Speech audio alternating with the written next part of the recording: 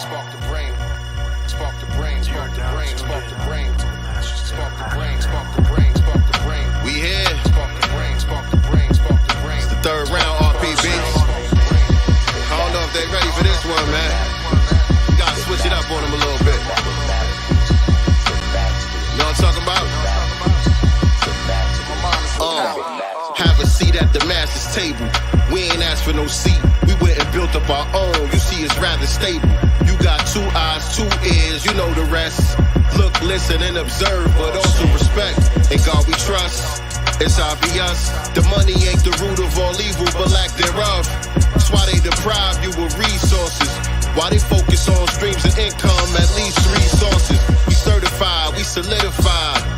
And they say they created hip-hop, but all that shit is lies.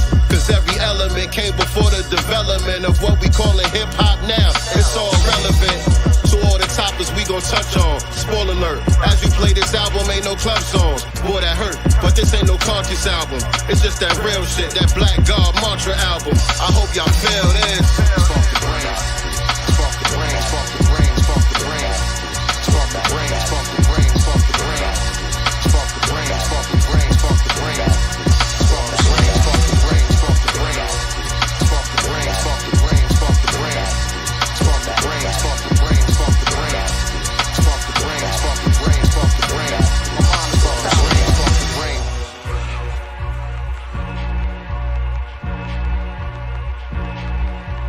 The masters, the masters, the masters, the masters.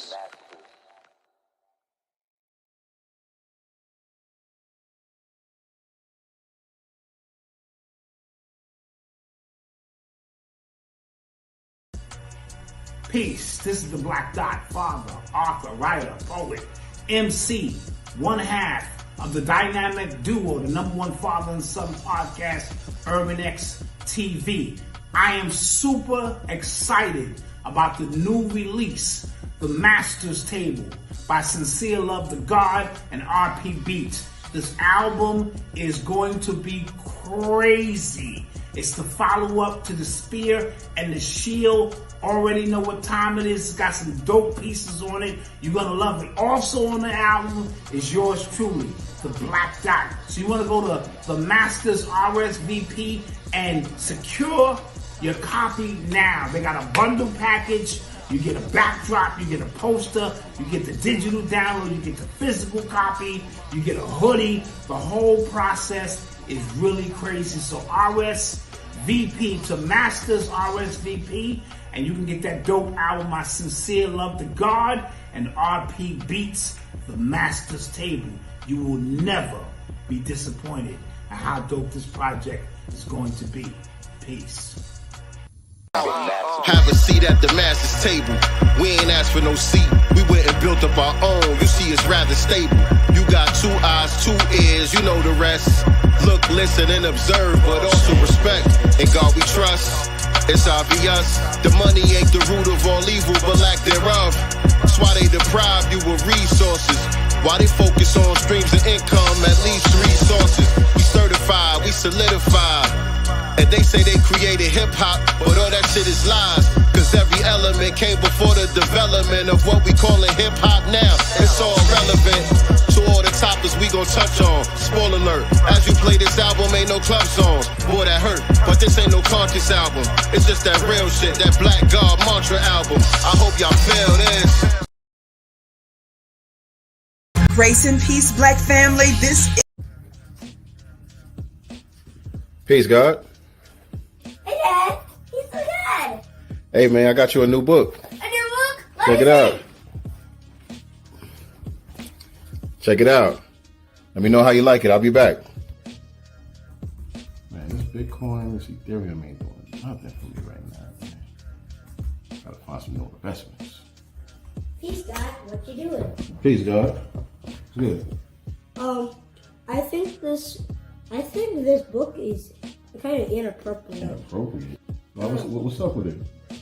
It's inappropriate because look at these. LGBT? Oh, man, I'm sorry about that, God. I accept your apology. Man, it's a shame, man. You can't even find no decent books for you nowadays. without having to have these difficult conversations. I have an idea.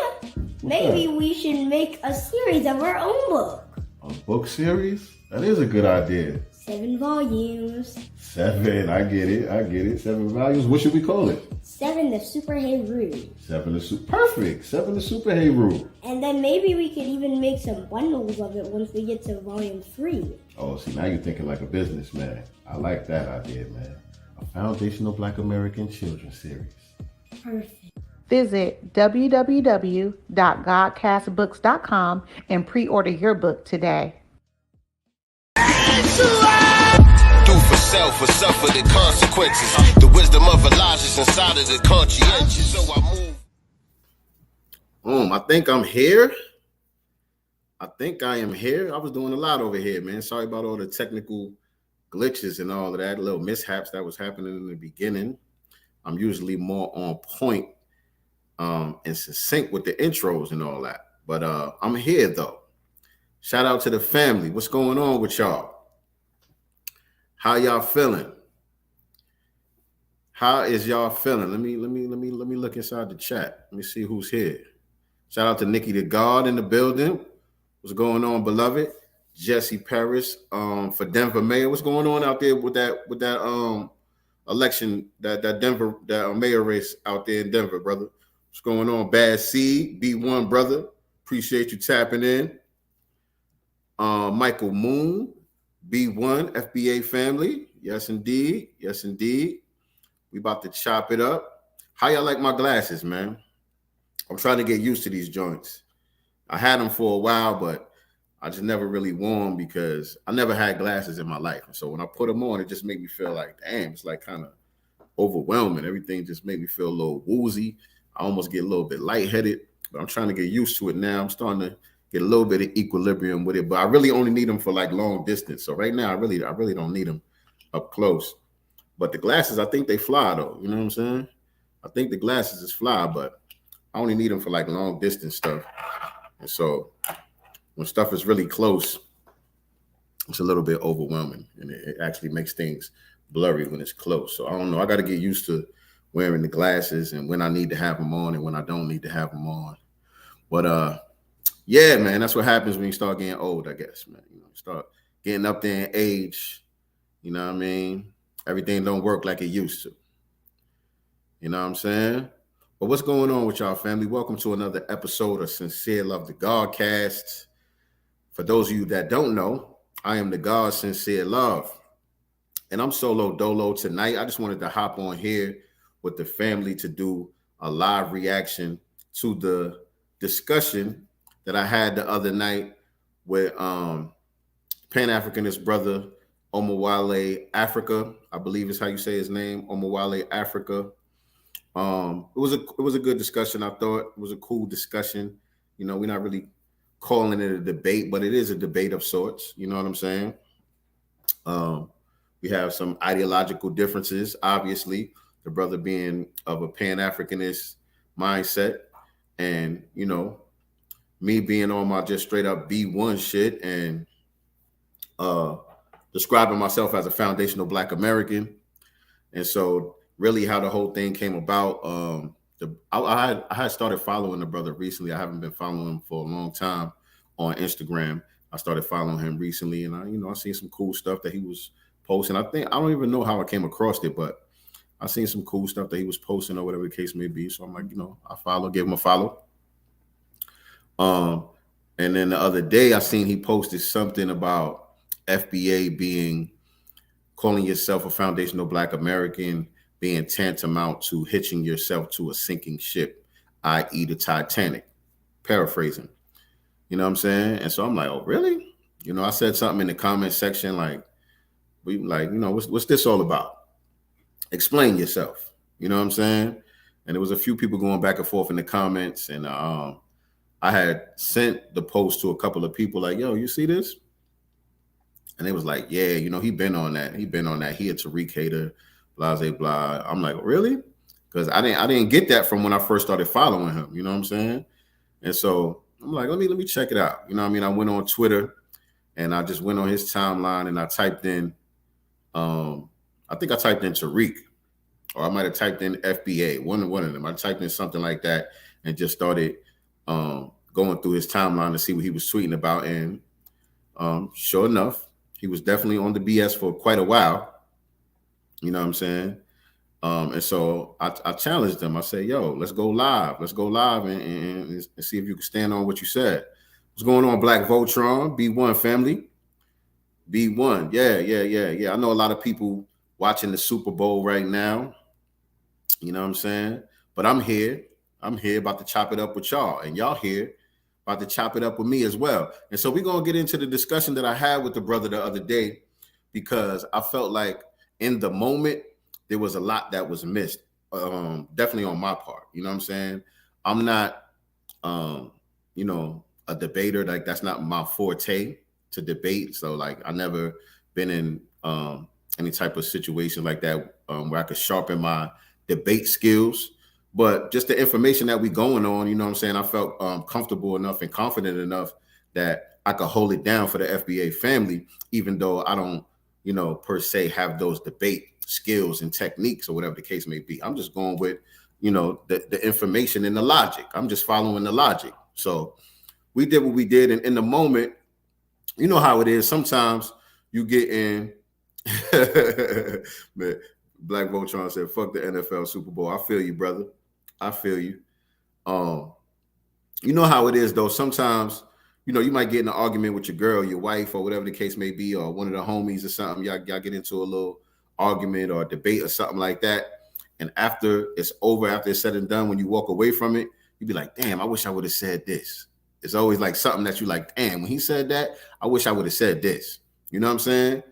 And so when I was watching the playback to it, I was feeling like that on different parts throughout. And so I said, yo, you know what? I'm gonna do a live reaction of the conversation with the family. And I want some of y'all to chime in too. And so at some point in this broadcast, I'm gonna drop the link inside the chat for anybody that wants to hop on and kind of give their thoughts and opinions about how the conversation went with me and the brother Omowale as well. So y'all ready to get into that? Before we get into that, though, let me do something, man, because I gotta remind y'all that the master's table is on the way. You know what I'm saying? The master's table is on the way. Let me go to my banners real quick. Where my banners at? Because I'm gonna need y'all to go to www.themastersrsvp and pre-order your Master's Table album right now. Get your merch, get the album. You're gonna get the physical copies. You're gonna get the digital download, all of that good stuff. And speaking of the digital download, we are going to be sending that out over the next couple of days. The album is done. Everything is ready. All the mixing, mastering, all of the technical stuff, everything is done. Only thing now we're waiting for approval date from the distributor so I can let y'all know exactly when we're going to our official release date. You know what I'm saying? So I'm not announcing an official release date, but over the next couple of days, those of you who have already placed your pre-orders, you guys should already have your hoodies and the things of that nature if you placed your pre-order. But over the next couple of days, check your email because you will be receiving your digital download copy of the album. And then I'll let you know after that when you can expect to get the physical copies if you ordered the CD as well. A lot of people wanted to get the CD this time around. So we got the physical copies coming as well. And so we don't want to keep y'all waiting too much longer. Those of y'all who've pre-ordered, we opened up the pre-order back in December. And so you guys have been waiting for a while now. A lot of people been hitting me up, asking me when we going to drop. And I promised y'all that y'all would be the first ones to hear the album before it actually gets released to the rest of the world. And so being that everything is done, over the next couple of days, like I said, we're going to be sending y'all digital download copies so y'all can start bumping the album this week. All right, maybe tomorrow. Maybe as soon as tomorrow, y'all can start bumping the Master's Table. And then I'll let y'all know when the physical copies are going to be ready, and we'll be sending those out to y'all as well. So for those of y'all who haven't placed your order yet, man, you want to go to www.themastersrsvp.com and place your order today. And let me see if I could give y'all a little sample of what you can expect. Let me know. Hold on. Let me move this to the side. I think y'all should be able to hear this. Oh, I got to be able to see the chat. Hold on. Let me go to the chat. Yes, I will drop the links in the comments. Peace, what's going on? I do. My brother, I do clothing right there. Hold on. I'll get to the comments in a second. But y'all got to let me know if y'all can hear this, because I want to give y'all a little sample of what you can expect when this album drop. All right. This song right here, one of my favorite songs off the album, is called The Purple Tape. All right. 5 elements, you remember. All right, so type in number 7 in the chat if y'all can hear that. Before I let the joint play, type in number 7 in the chat to let me know if y'all can hear that right there. I know there's a little bit of delay in the chat. Let me give y'all a couple of seconds. Yes, indeed. I'm going to drop the link in a little while. I want to bring some of y'all on and get y'all thoughts as well, so y'all can hear it. Okay, so let's bump that joint then. It's The Purple Tape right here. You recognize this technique? 5 elements, you remember.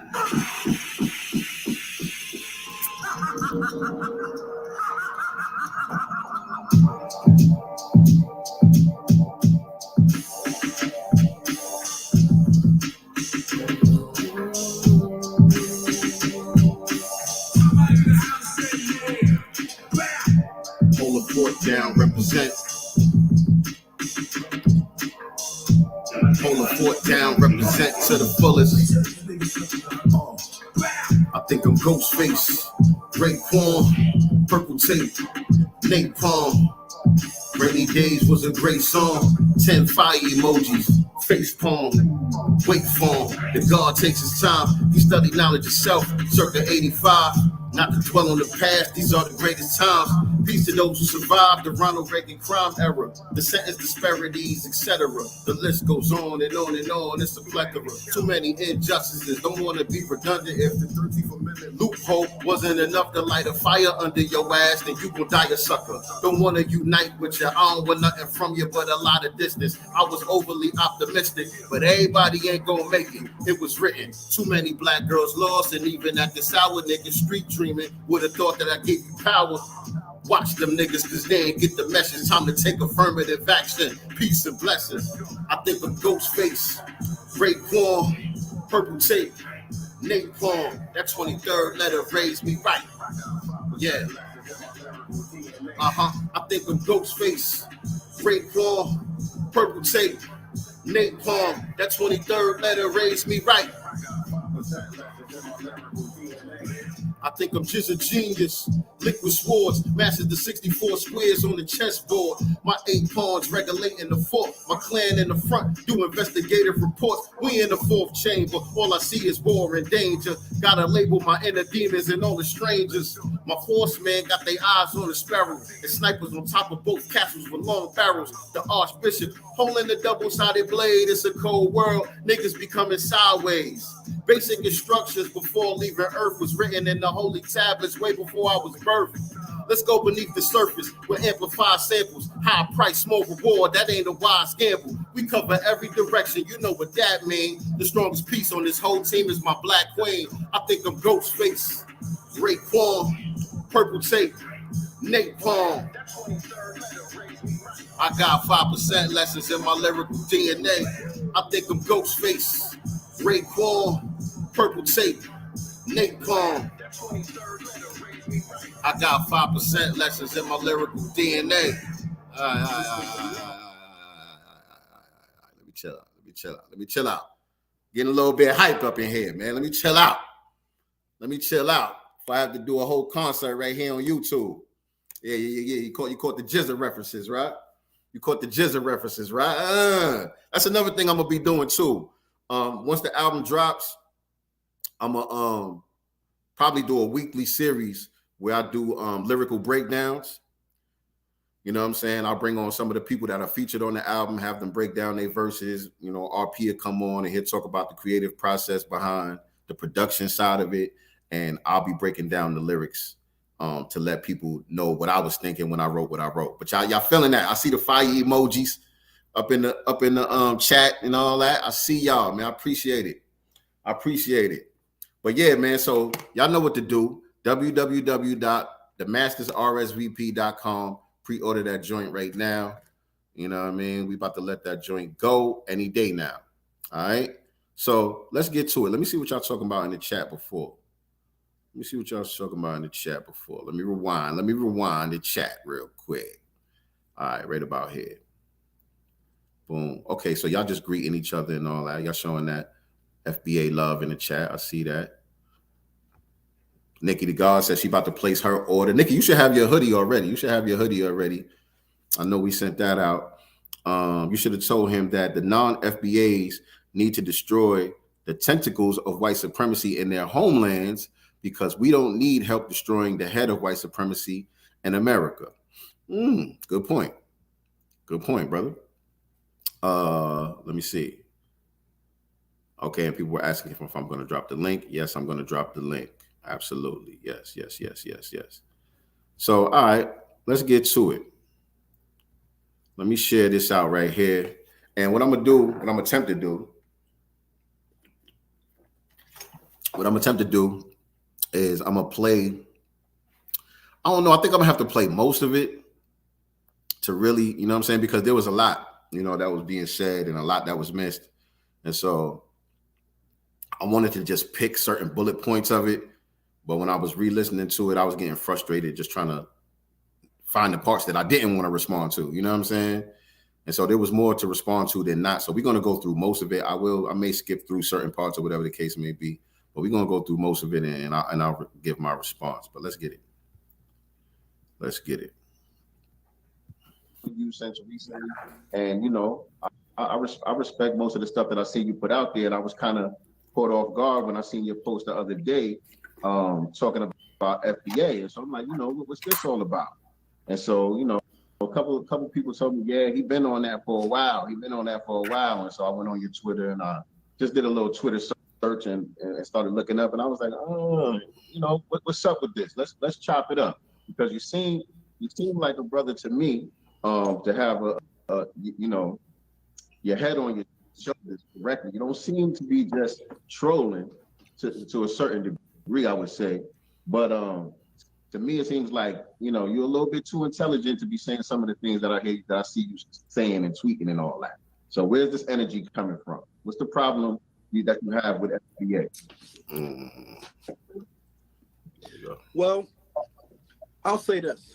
Because I want to allow space for you to challenge me, you know, on the statement that you said you disagreed with, because I feel like that's kind of like the catalyst for our conversation tonight. So we want to make sure we jump into that. But in terms of any political and or ideological disagreements that I've had with FBA and or, you know, the precursor like ADOS, I've documented them in writing. I've attempted to use kind of like back channels to have conversations so that, you know, shit don't be messy like in the public. And for the most part. Hold on, let me pause that right there. I think he just said what I thought he just said. And hopefully none of these commercials don't pop up. Hold on a second. All right, cool. All right, he said in the disagreements that I've had with FBA and or, you know, the precursor like ADOS. Yeah, that right there.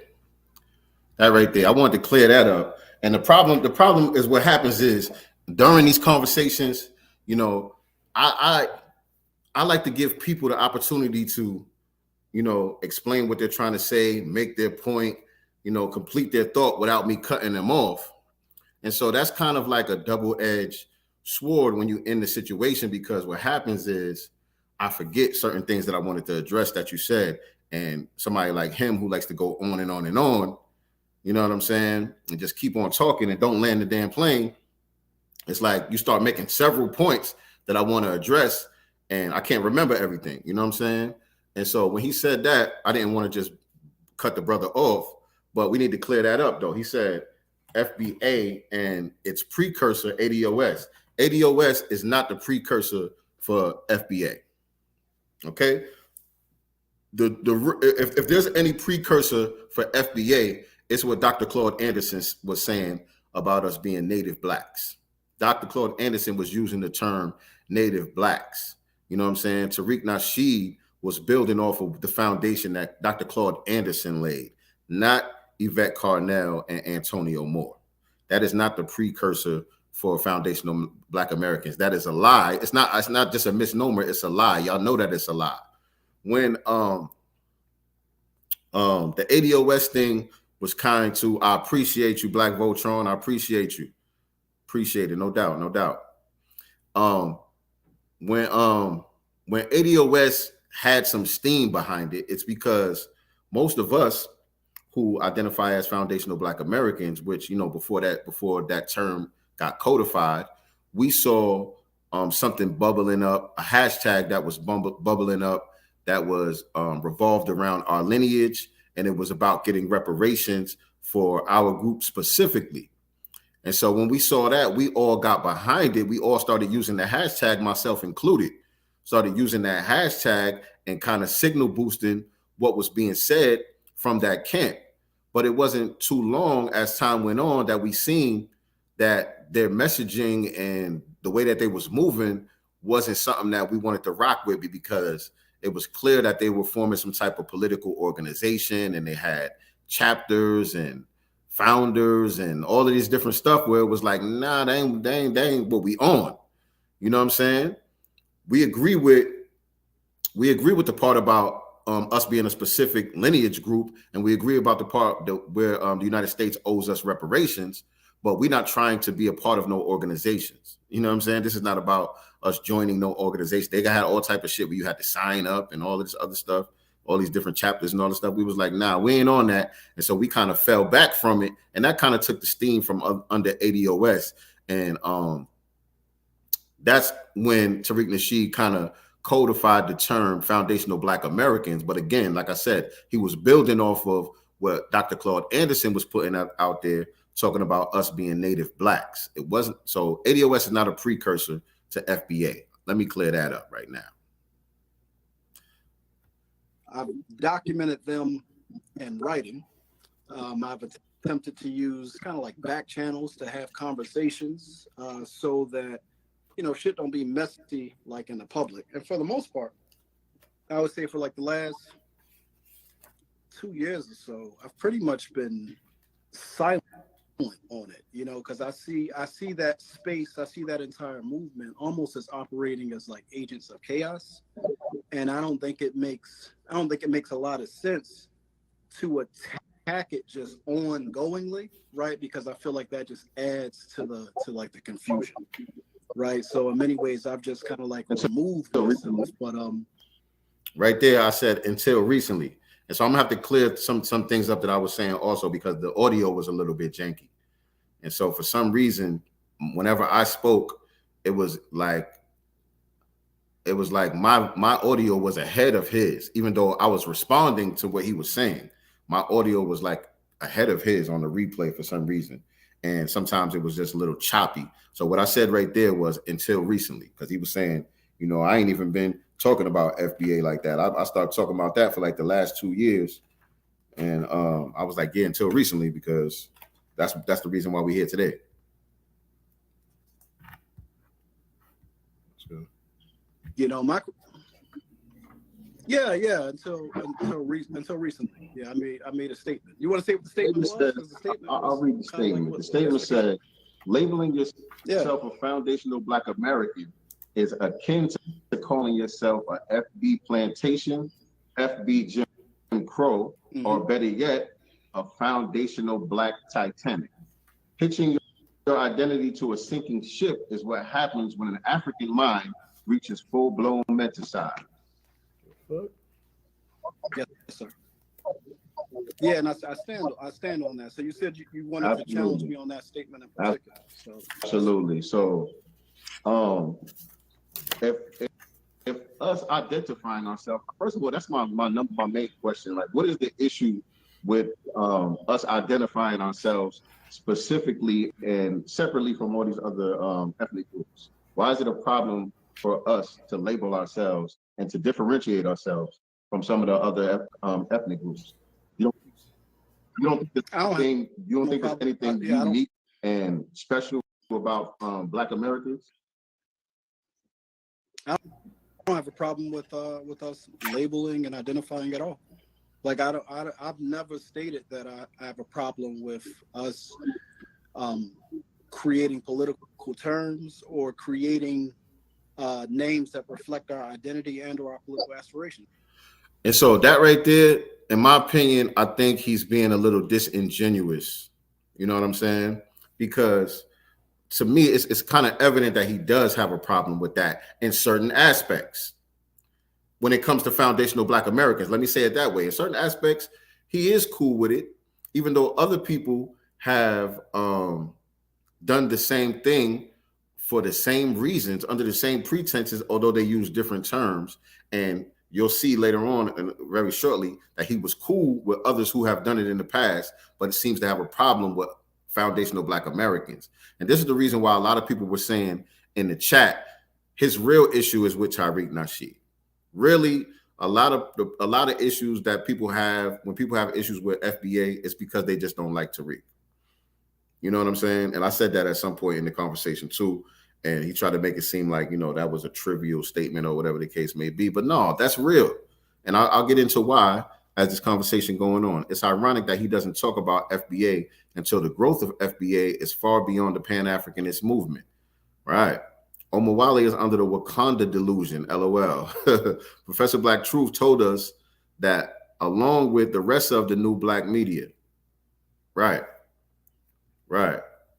But I think he was being disingenuous by saying that he doesn't really have a problem with that. He has an issue with us delineating. He says that he doesn't, but he has an issue with us delineating because he continues to try to lump us all into one group.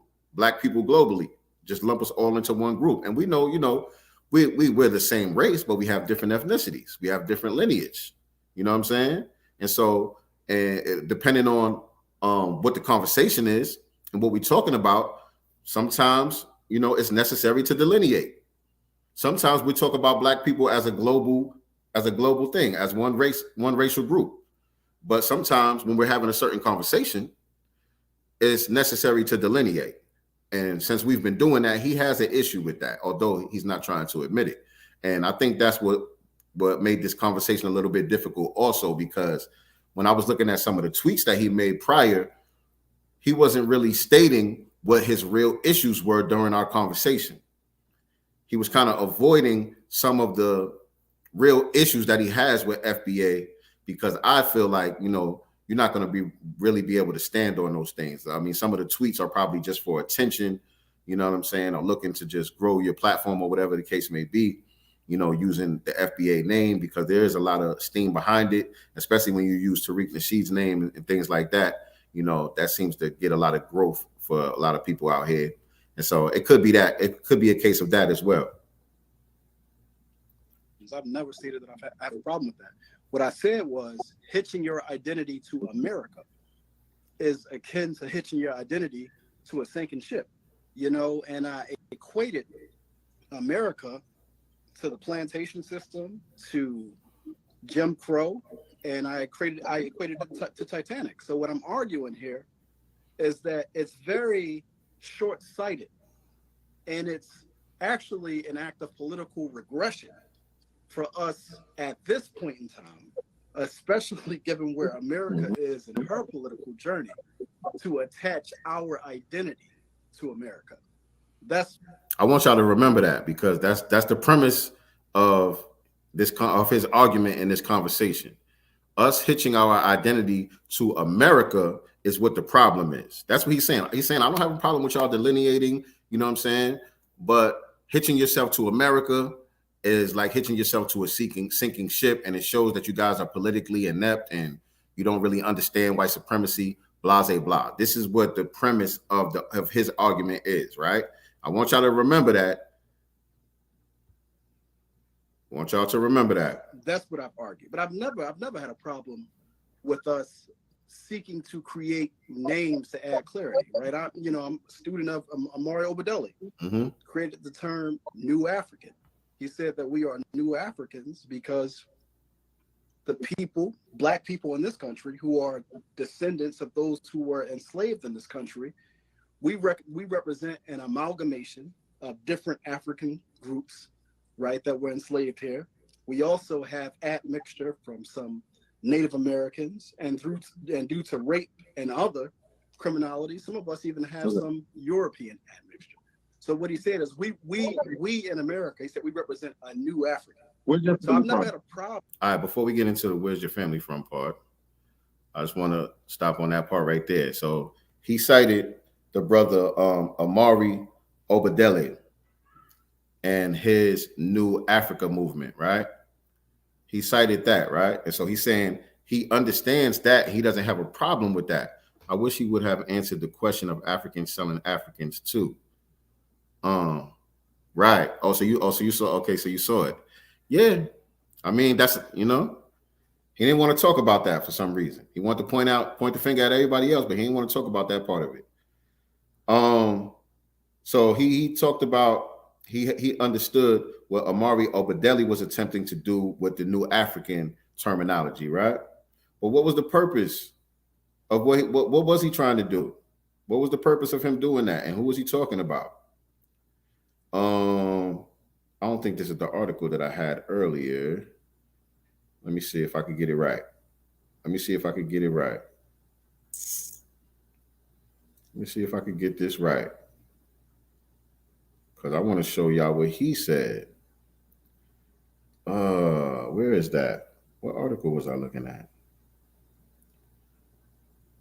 I forgot what article I was looking at. But just to simplify it, because I don't want to take up too much time, just to simplify it, it was a reparations movement, right?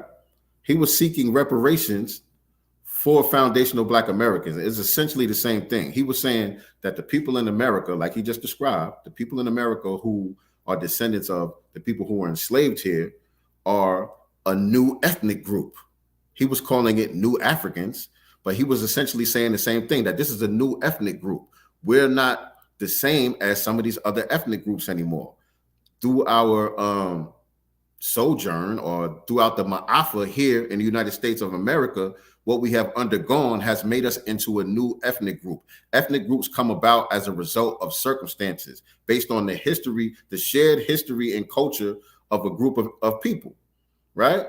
And so for the last 500 years, what we have undergone over here in the United States of America has brought about a new group of people. We have amalgamated from, as y'all know, many of y'all who are already tapped into the information, from groups of people who were native to this land, groups of people who came over to this land as explorers pre Columbus era, and groups of people who were brought over here through the transatlantic slave trade, right? And mixed in with some of the Mongoloid tribes that were here also, and the Europeans through rape and things of that nature, right? So that has brought about a new lineage group, right? Which is us, foundational Black Americans. And the dude that he said he was cool with, that he admired, Obadele, was saying the same thing. He just called it New Africans. He still had the term African in there.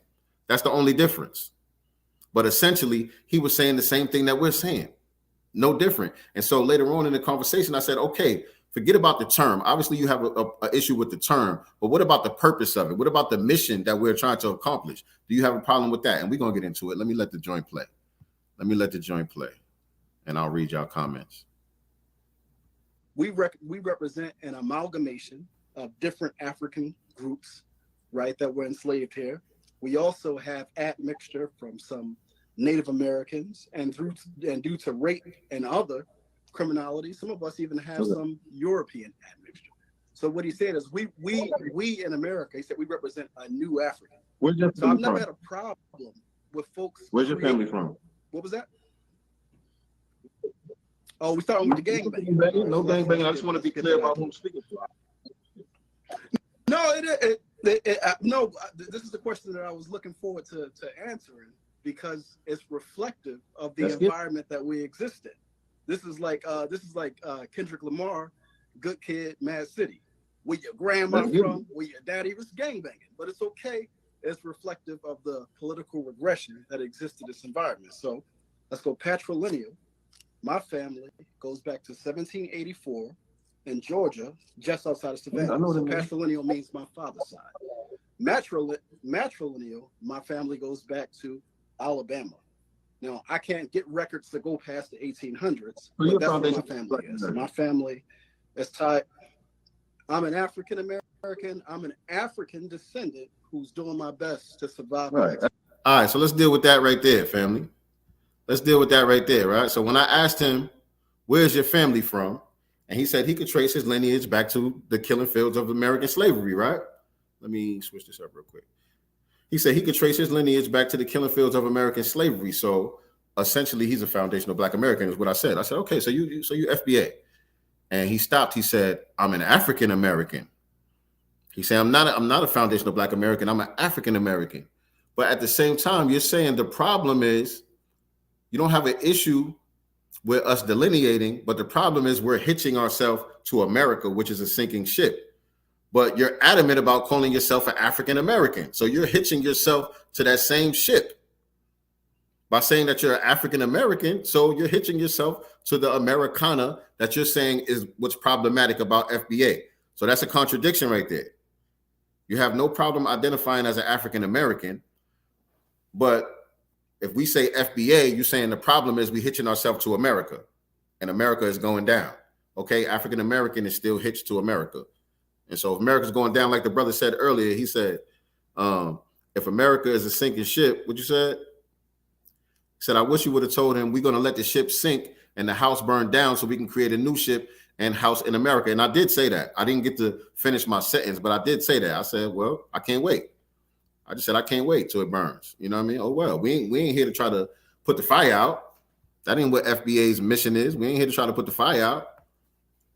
We don't need no water. Let it burn. Let it burn. But that's a contradiction right there. The problem is we hitching ourselves to America, but you're calling yourself African American. So what's really the problem then? Because that's the same thing. Right? Right or wrong, family? Y'all feeling me? Is that not a contradiction? So what's really your problem? Because it can't be what you're saying your problem is, because you don't mind calling yourself an African American. You acknowledging that we're Americans when you say that. That's the same thing. Actually, what you just described. No, it's not. This is like Kendrick Lamar, Good Kid, Mad City. With your family, it's tied. I'm an African American. This is like Kendrick Lamar, Good Kid, Mad City. Where your grandma from, where your daddy was gangbanging. But it's okay. It's reflective of the political regression that exists in this environment. So let's go patrilineal. My family goes back to 1784 in Georgia, just outside of Savannah. So patrilineal means my father's side. And trust me, I wasn't missing the condescension. Hold on. I wasn't missing the insults and the condescension when he was talking about patrilineal means. Like, he gonna explain to me what patrilineal means. Like, I know what it means, brother. Like, come on, you're not talking to a child here. You know what I'm saying? So he was doing that all throughout the conversation. I was just playing past it. I don't want y'all to think that I wasn't peeping it. I just didn't want to address it because I want the conversation to progress. I didn't want to, address every little thing and then let the conversation get diverted and devolve into that nonsense. I see what you're trying to do, but let's go. Let's play ball. My family goes back to Alabama. Now, I can't get records to go past the 1800s, but that's what my family is. My family is tied. I'm an African American. I'm an African descendant who's doing my best to survive. Right, that's the same thing. Actually, what you just described. No, it's not. Look, word semantics that's neither here nor there. I don't mind if someone doesn't subscribe to the term foundational Black American, but the attacks are as if, first of all, you put it as if we're some type of group, some type of political group, or some type of organization, or something like that. When that's not what it is, it's a social term to describe exactly the people that you just described. When you talked about your background, the people that you subscribed are exactly what we're saying are foundational Black Americans. All it means is, I'm pretty sure you understand this, all it means is we are descendants of the people who are the foundation of America. There would be no America if it wasn't for our ancestors specifically. That's different from somebody who migrated here from the Caribbean or Africa or someplace like that. Sure, we all have African ancestry if you're going to go back, as far as we can go back, of course. But that applies to the entire planet. Everybody came from Africa. All right, I think I can skip some of this. Let me go let me go over here, right about here, something like this. Boom. Let me see. Yeah, very condescending. How come Black Brazilians, Jamaicans, Haitians, etc., connect themselves to their ethnic homeland, but we can't? Facts. And I definitely was asking that question, and that's the thing that I mean when I say he was being disingenuous about things like that. Michael Moon, when I asked him, you know, I forgot exactly what I said, but I asked him something about, people calling themselves Jamaican. I just use Jamaican as an example. I'm like, if somebody says they're Jamaican, how come that's not a problem? You know what I'm saying? And disingenuously, in my opinion, he said, well, it is a problem. He tried to act like he has a problem with that also. You know what I'm saying? Just because we in this conversation, he got to be consistent. So he's saying, yeah, I have a problem with all of that. All of that is an issue.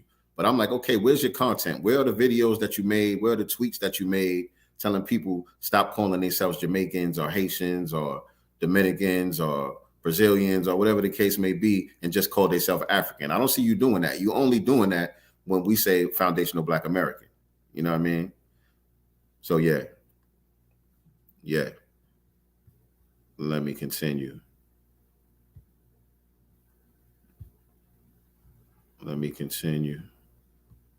Coming to the acknowledgement that this, in fact, is a burning house, doing the work politically to raise the consciousness of the collective to bring us out of it. And then we arrive in this period where the solution becomes wrap yourself in an American flag, pour gas on it, and then run back into the house. It doesn't make any sense. And I want to push back on one other statement you made. You said that I am an FBA. I'm not. Naming is political. What you answer to and what you do not answer to is all political, right? People who are among our group of African Americans who refer to themselves as FBA, right? Y'all like to make this statement that y'all are not a group, y'all are a lineage, but y'all can't impose, right, that particular framework on the rest of the group. If I walk through the middle of the hood right now and I say, yo, you're a foundational Black American, most of the people who are not involved in internet or digital culture ain't going to know what the hell I'm talking about. And so a lot of people say this. A lot of people use that talking point. You know what I'm saying? And there's some truth to it, because foundational Black Americans the term is fairly new. You know what I'm saying? It's something that we're just getting codified and building upon. And so, yeah, if you go to the average hood and just ask the average person walking down the street, are you FBA? They might not know what you're talking about. You say, are you foundational Black American? They might not know what you're talking about. But if you tell them what you're talking about, if they say, well, what's a foundational Black American? And you tell them, well, it just means that, you're a Black person in America who is the descendant of the people who were enslaved here, and your parents, your grandparents, nobody immigrated here from anywhere else. If you tell them that, they're going to say, oh, yeah, well, yeah, I'm a foundational Black American. Once you describe what it is, they might not have heard the term, but once you define the term, many people will say yes, depending on what hood you're in, because, some of these hoods are highly populated with a lot of immigrants. You know what I'm saying? I'm from New York. There's a lot of immigrants in these hoods. You know what I'm saying? So some people may have never heard the term, and then you define the term for them, and they'll say, well, no, my parents are from Haiti. You know what I'm saying? Well, no, my parents came over here from Barbados. They might say something like that. But either way, it's clarity. When you define the term, it's airtight clarity. There's no confusion. There's no confusion about what it means. So that argument right there is kind of like, okay, they don't know what it is, but that doesn't negate the fact of what we're saying, because people aren't familiar yet. You know what I'm saying? Because when they say that, they're trying to make it seem like it's just some Twitter shit.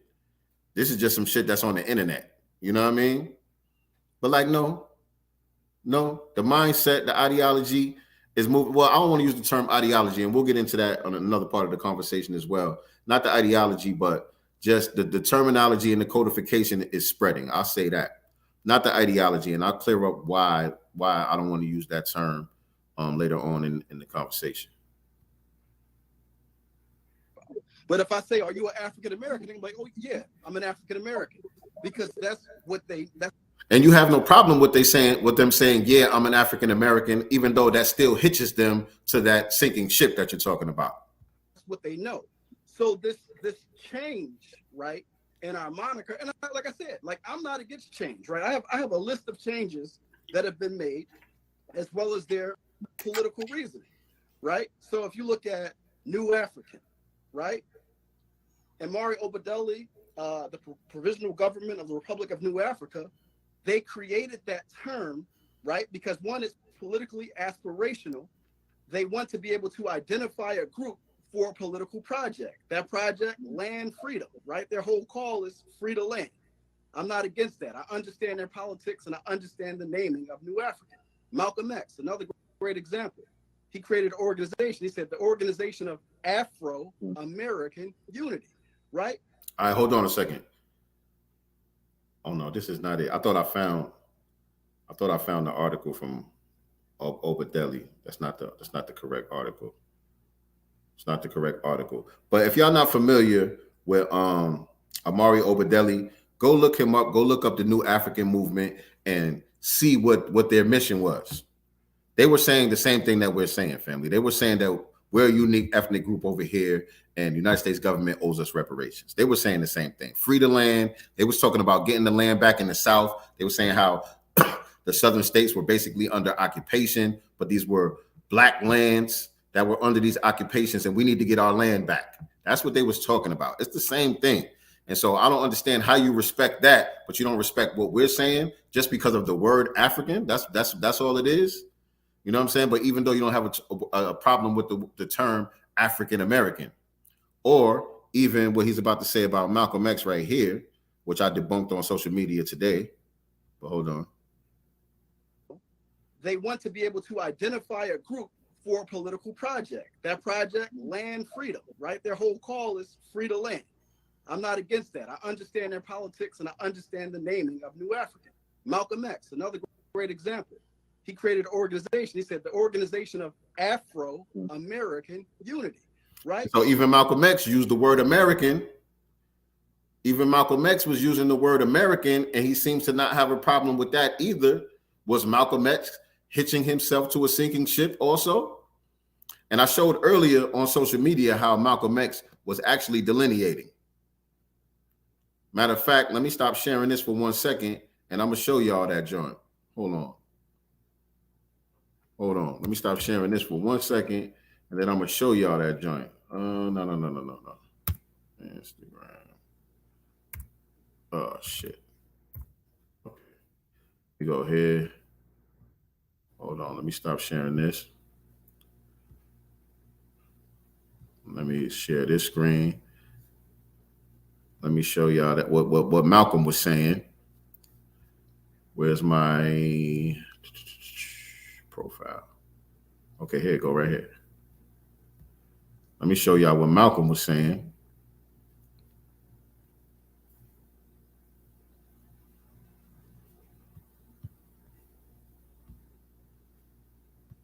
Great example.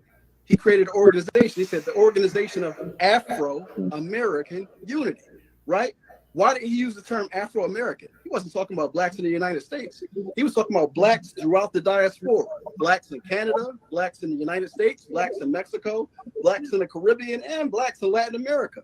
But he used the term Afro-American because it has political meaning. Would not limit our employment demands to Negroes.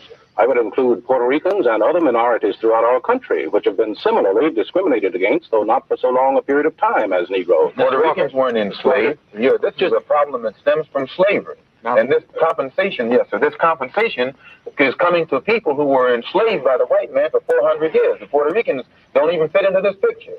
Well, they do fit into it. No, the problem is the Negro problem. They're not lynching Puerto Ricans.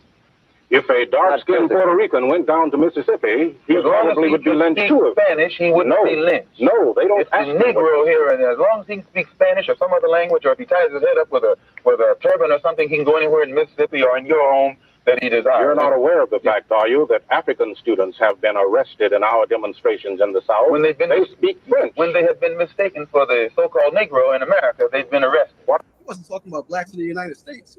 He was talking about blacks throughout the diaspora, blacks in Canada, blacks in the United States, blacks in Mexico, blacks in the Caribbean, and blacks in Latin America. You're not aware of the fact, are you, that African students have been arrested in our demonstrations in the South? When they speak French. When they have been mistaken for the so-called Negro in America, they've been arrested.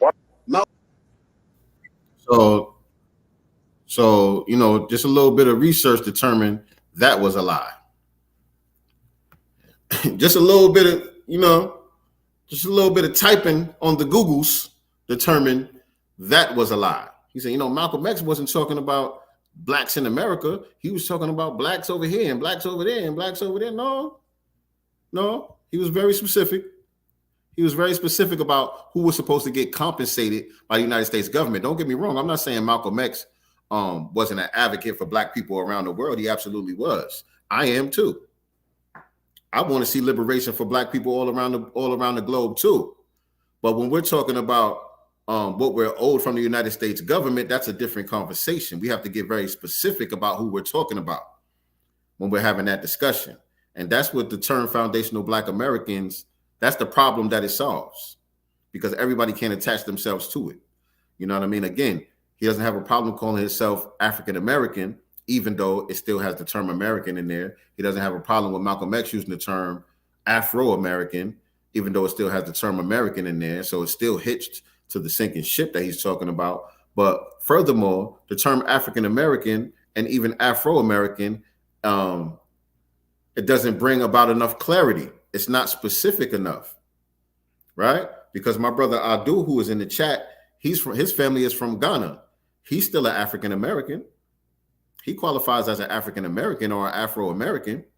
So that's not a specific enough term.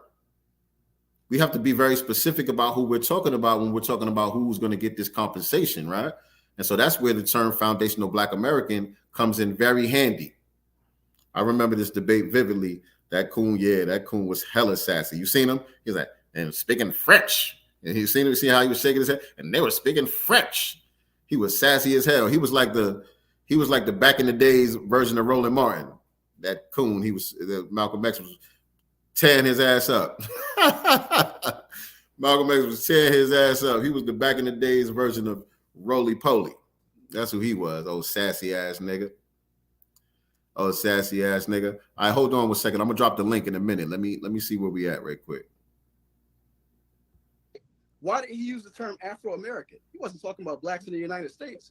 He was talking about blacks throughout the diaspora, blacks in Canada, blacks in the United States, blacks in Mexico, blacks in the Caribbean, and blacks in Latin America. But he used the term Afro-American because it has political meaning. King called us American Negroes. Why? Because the term American Negroes suited his political agenda of integrating into America, right? Yvette Carnell, a more recent advent. She said, we're not African American. We need to remove this African off of our name. We are American descendants of slaves. All of these are political monikers to facilitate a political agenda. So when I say I denounce or I do not refer to myself as foundational Black American, it simply means that A, I don't align with the particular agenda attempted to be achieved, right, under this particular, under this. I'm gonna let you explain that. I'm gonna let you explain that. I asked him which is what agenda. What is the agenda? I wanted him to explain what the agenda that he disagrees with. Okay, and he said he's gonna let me explain that. But there was a part here that I wanted to play also. Let me see if I can rewind this back. I don't know if I missed it or what. Hold on. My statement of why I made the argument of hitching your identity to America is the equivalent of hitching your identity to the Titanic, to a sinking ship, right? This is not a new argument, by the way, right? I mean, King, it's funny, right? King said, I fear I may have, integrated my people into a burning house, right? So if we understand what America represents on the world stage, right? Where's the logic behind coming to the acknowledgement that this, in fact, is a burning house, doing the work politically to raise the consciousness of the collective to bring us out of it, And then we arrive. Boom. So yeah, I wanted to bring back that part because he's taking Dr. King's statement out of context. When Dr. King said, "I fear that I've integrated my people into a burning house," he's trying to make that equivalent to his statement about us hitching ourselves to a sinking ship. He's trying to say King was saying the same thing. That's not what King was talking about. King was talking about the fight and the movement for integration into their school systems and to be able to go into their businesses and share the same toilets and water fountains and all of that. King was talking about that was a mistake because what happened is we let go of all of our own businesses. Everything got integrated except for the economics. And so we kind of we got the shit end of the stick on that because now all of our businesses closed down and we're able to patronize theirs. Right. So that's what King was talking about. But King wasn't saying we shouldn't call ourselves American. King was talking about going back to Washington, and he said this time we coming to get our check. So King was saying the same thing that we're saying as well. Peace, God. What's going on, nicety girl? Said another problem is these pan-Africanists keep trying to attribute the word American to white Americans, even though we are the real Americans too. And I said that also, and I didn't get to elaborate on it, but I did say also that, listen, we're the most American people there is. Not only are we American, it don't get no more American than us. Everything that America says she is on paper in her constitutions and her Bill of Rights and all of those things, we are the only people who have been living that out, who have been exemplifying those principles and those virtues. And we're the only one who's been holding America's feet to the fire to be who she says that she is on paper. It's only us. We fought in every single war, et cetera, et cetera. It don't get no more American than FBA. Social integration equals economic integration. Social integration equals economic integration. I'm about to bring you on anyway, Black Voltron. I'm going to let you explain that. And so I'm going to continue with the video in a minute, but I want to get some of y'all feedback. So I'm going to go ahead and drop the link in the chat. And I'm going to get a couple of y'all on here to give me y'all thoughts and y'all feedback on this joint. All right, they go the link right there.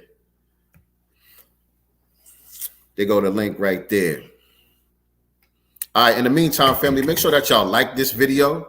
Share this out right now on your social media platforms. Let everybody know that I am live.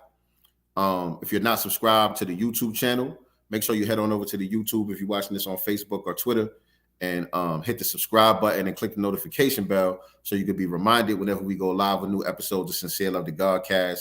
Me and my sister, Nicety Girl, we do this on a weekly basis. Usually on Sundays, we have the Black Business Showcase. Usually on Sundays, we have Sincere Love the Godcast at 4 p.m. Eastern Standard Time, 1 p.m. Pacific Time. We talk about current events and other issues that we feel are pertinent to Black society. And then on Wednesday nights at 9 p.m. Eastern Standard Time, we have the Black Business Showcase, where we bring on business owners and entrepreneurs and chop up some game with them. That's every Wednesday, 9 p.m. Eastern Standard Time. And then every other Thursday, we got the Pick Me Godcast, hosted by Nicety Girl and Brown Skin Baddie, where they talk about the relationship between Black men and women and try to bring some balance to that whole gender war nonsense that we see going on online with the red pill society and the divester movement and all that. This is to try to cleanse some of the toxicity that has brought into these social spaces. And so that's what the Pick Me Godcast is here for. So y'all make sure y'all check that one out every other Thursday, 9 p.m. Eastern Standard Time, 6 p.m. Pacific Time. Also, I've been documenting my process. I'm an investor as well as an entrepreneur and everything like that. And so one of the latest investments that I invested in are these metaverse certificates. And I've been documenting my process every week on this channel about how things are working out for me and showing people how it can work for them as well. So you make sure y'all check me out. I'm not consistent with what times I go live to do that joint, but every week I get paid my weekly rewards for owning the certificate. And I document it each and every week at some point in time on this channel. So make sure you are subscribed and you click the notification bell, and you'll get the reminder whenever I do go live to talk about that as well. And like I said, we got the new album coming soon. Me and my brother DJ RP Beats about to drop the Master's Table. And so once that comes out, I'll be adding some more music content to the channel where I come on and do the lyrical breakdowns and things of that nature. And so what's up? Ain't nobody clicking on the link? Ain't nobody clicking on the link? Y'all don't want to add your thoughts and about the conversation I was having with the brother? I dropped the link in the chat. Y'all see the link? If y'all want me to just continue with the video, press number 7 in the chat. If y'all want me to just continue with the video, I can do that. Just press number 7 in the chat. But I thought a couple of y'all might have wanted to hop on real quick and share your thoughts.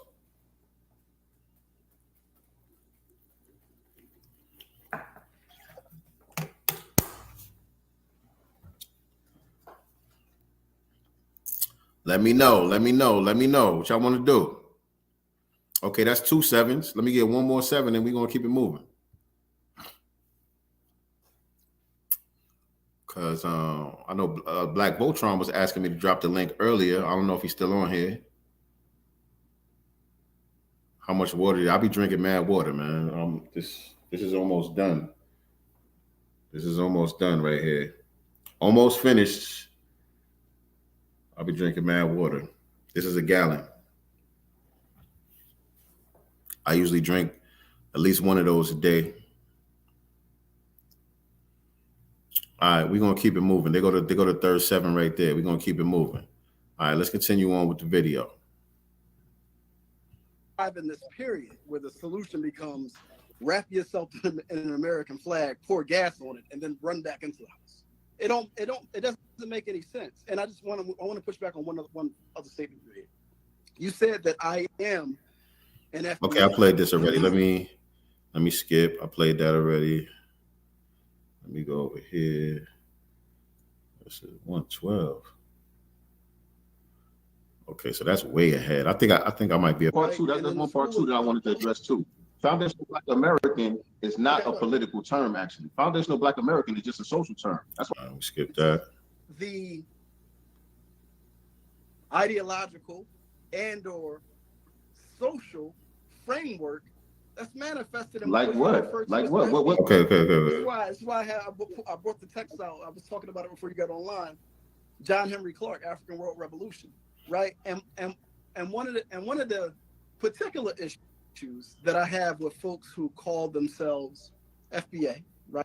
This is a practice or a behavior that I often see folks engage in that particular camp. And I refer to it as almost like ideological false flagging, right? Y'all will put up the image of Dr. John Henry Clark, Dr. Amos Wilson, Francis Cress Welsing, all of whom were adamantly against the ideological and/or social framework that's manifested in like what? Like what? What exactly were they against that we on? Oh my goodness, bro. See, he does that right there when he doesn't have an answer. I ask very simple and basic questions, right? That's one thing about me. Like, you know what I'm saying? A lot of this shit ain't really that deep.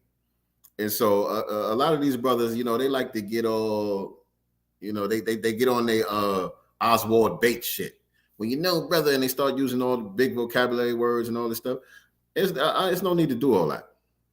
It's no need to do all that. I just ask a very basic question. He's trying to say people like me who call ourselves foundational Black Americans shouldn't be putting up images like these, like you see on my album cover to the Master's Table. I got Dr. Amos Wilson. I got Dr. Francis Cress Welsing. I got Baba Dick Gregory on there. I got Dr. Ava Muhammad on there. Mr. Neely Fuller is on there. Dr. Claude Anderson is on there. I got Shahrazad Ali on the album cover. You know what I'm saying? These are the master teachers. And he's saying, me calling myself a foundational Black American is against everything that they stood for. And so I just asked a very simple question. How? What is it that I'm on that they would be against? And this is his reaction to the question. Hold on. This is his reaction when I asked a very simple question. There's nothing to get frustrated about. You made a statement. You said I should. I'm ideologically false flagging by putting up these images. I asked you a very simple question. The ideological and or social framework that's manifested in like what? Like what? What exactly were they against that we on? Oh my goodness, bro. Because that's his response. He doesn't have an answer.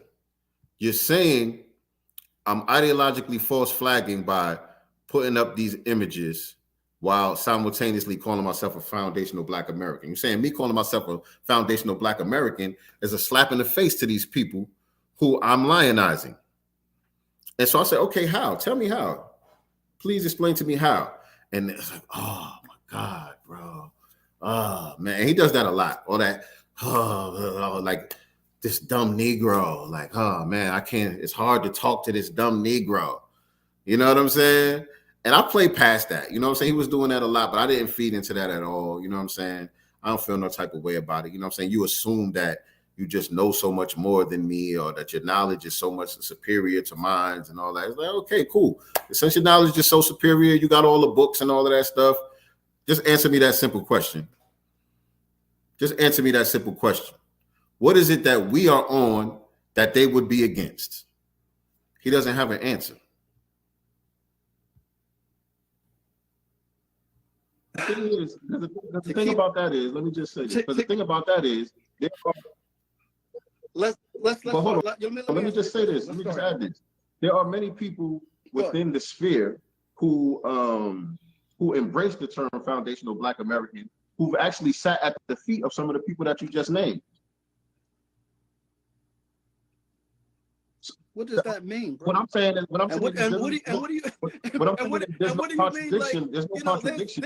there's no contradiction. I'm talking about people like Dr. Kaba.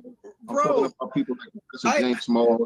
I'm talking about like Sister Dr. Mahat, and people of that nature who have actually sat at the feet of the people that we all study. People that we.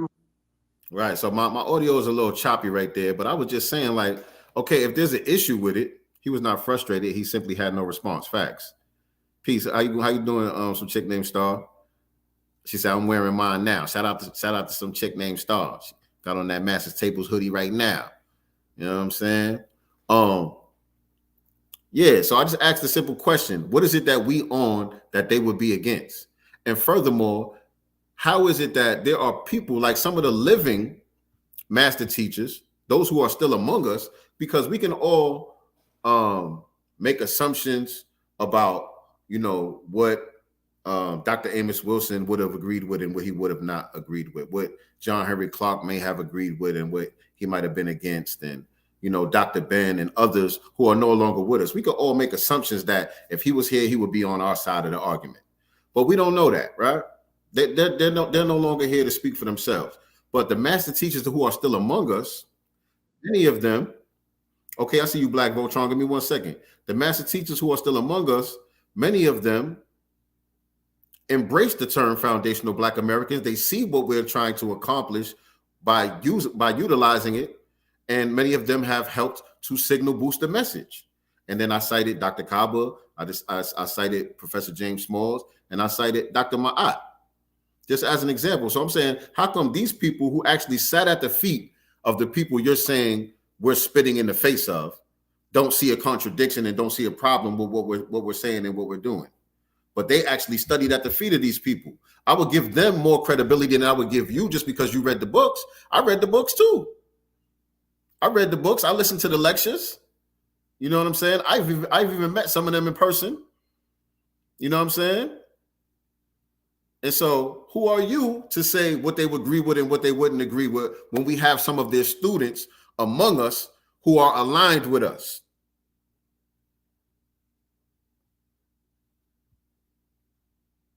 Let me do this. Peace and Black Power, Black Voltron, what's going on?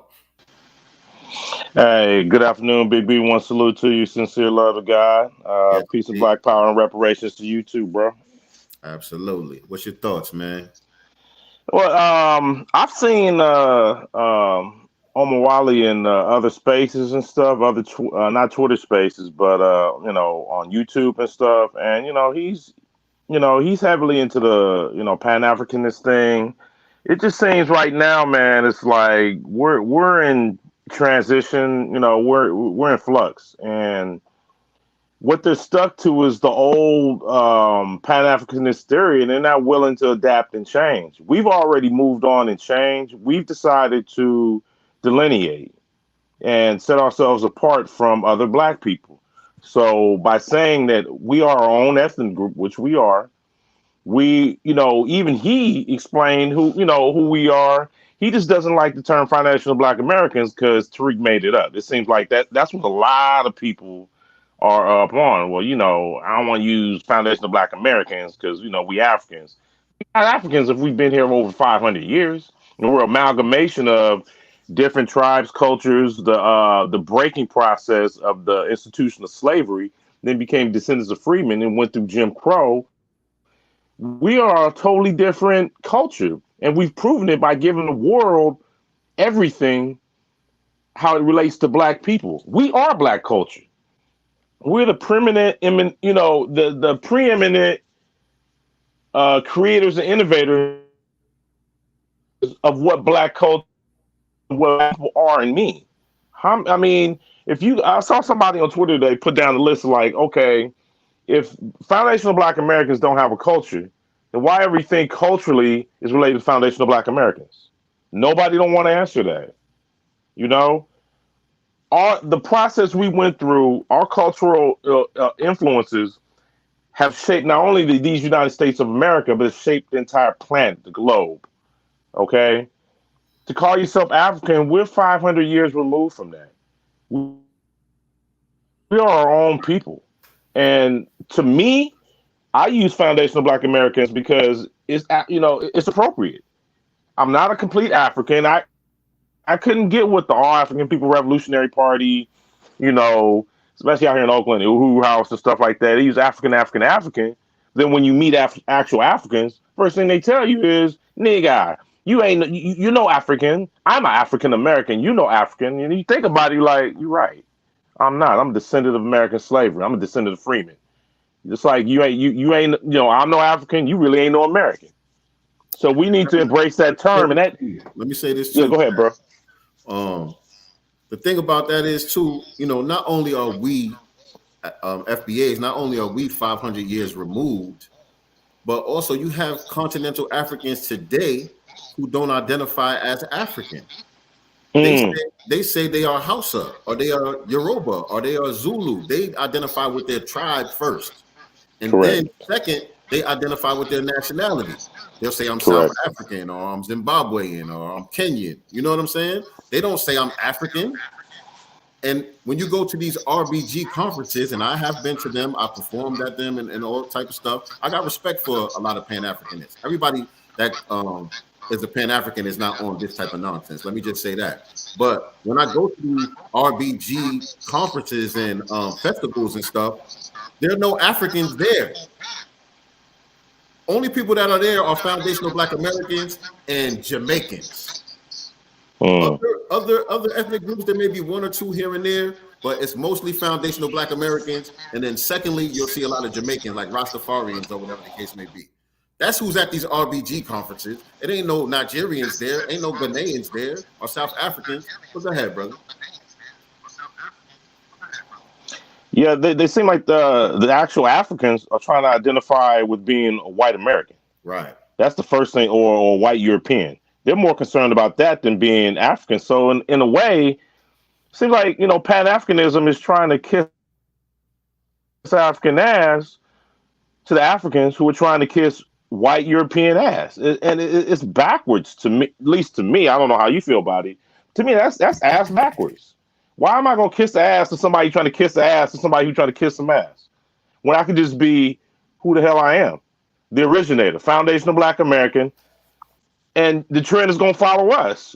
We should relish and appreciate not only who we are as a people and our Native Black American culture, but we got our ancestors right here in these United States that fought and died and sacrificed for us to be here and to relish in who we are. If our grandparents were talking about, look, I'm an American, I'm a Negro, I'm a black man, and I'm comfortable with that. I ain't no African. You talk with a lot of the older generation. I ain't no African. I'm from right here in Cleveland. I'm from right here in Oakland, partner. Right. I'm from right here in Atlanta, New York, Detroit, Cleveland. Right. How do we don't culturally identify with Africans? Because, like you said, they identify by tribe, city or town, province, nation, religion, and then religion. Yeah, absolutely, and then continent. What does that have to do with the foundational Black Americans? Right. But then you can come over and try to tether and leech upon us, and then try to take our foundational Black American scholarships. United Negro College Fund, I thought, was for Negroes, descendants of freedmen, descendants of American slavery. Not Native Africans who never participated or were born into foundational Black American culture. I thought that was specifically for us. No, we need this delineation. And that's why all of us, I don't know if you know about it, but the OMB is setting up, is creating new terms. And we're in the middle of delineating who we are as a foundational Black American group. I look at foundational Black American as a social term. The political What's the OMB, term. brother? What's the OMB? Office of. I'm sorry, bro. I should have my notes with me. Just what is it about? Even if you don't know. But basically, it's creating new terms on the U.S. Census forms by 2030.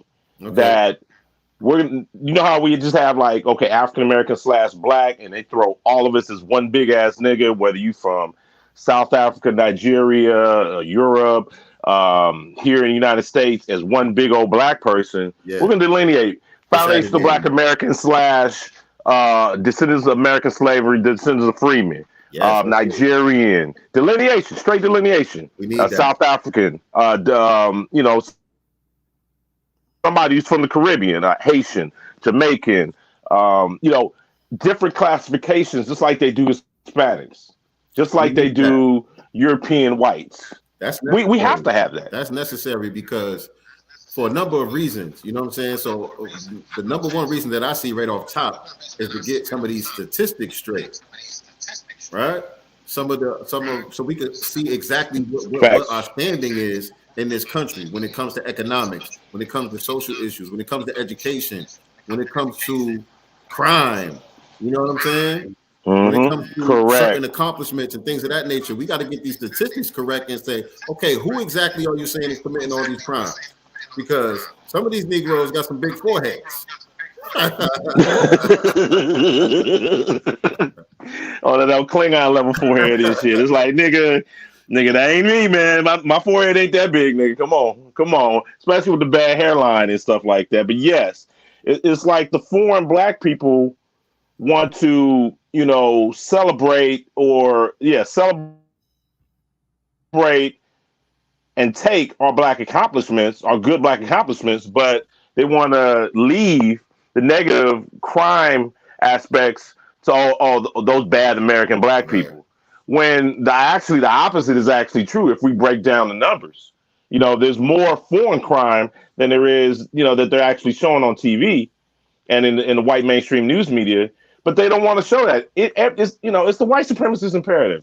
Anything, everything to denigrate foundational Black Americans, and limit the amount of good accomplishments we created for the United States and the world, but over magnify and overcompensate for the negativity, the crime, the dustiness of that every culture has, including white people, have in the United States, and magnify that beyond recognition. So we have to have this delineation. The thing about it, Sincere, they're not going to be doing another 27 years. So we got to get in on it right now. Right.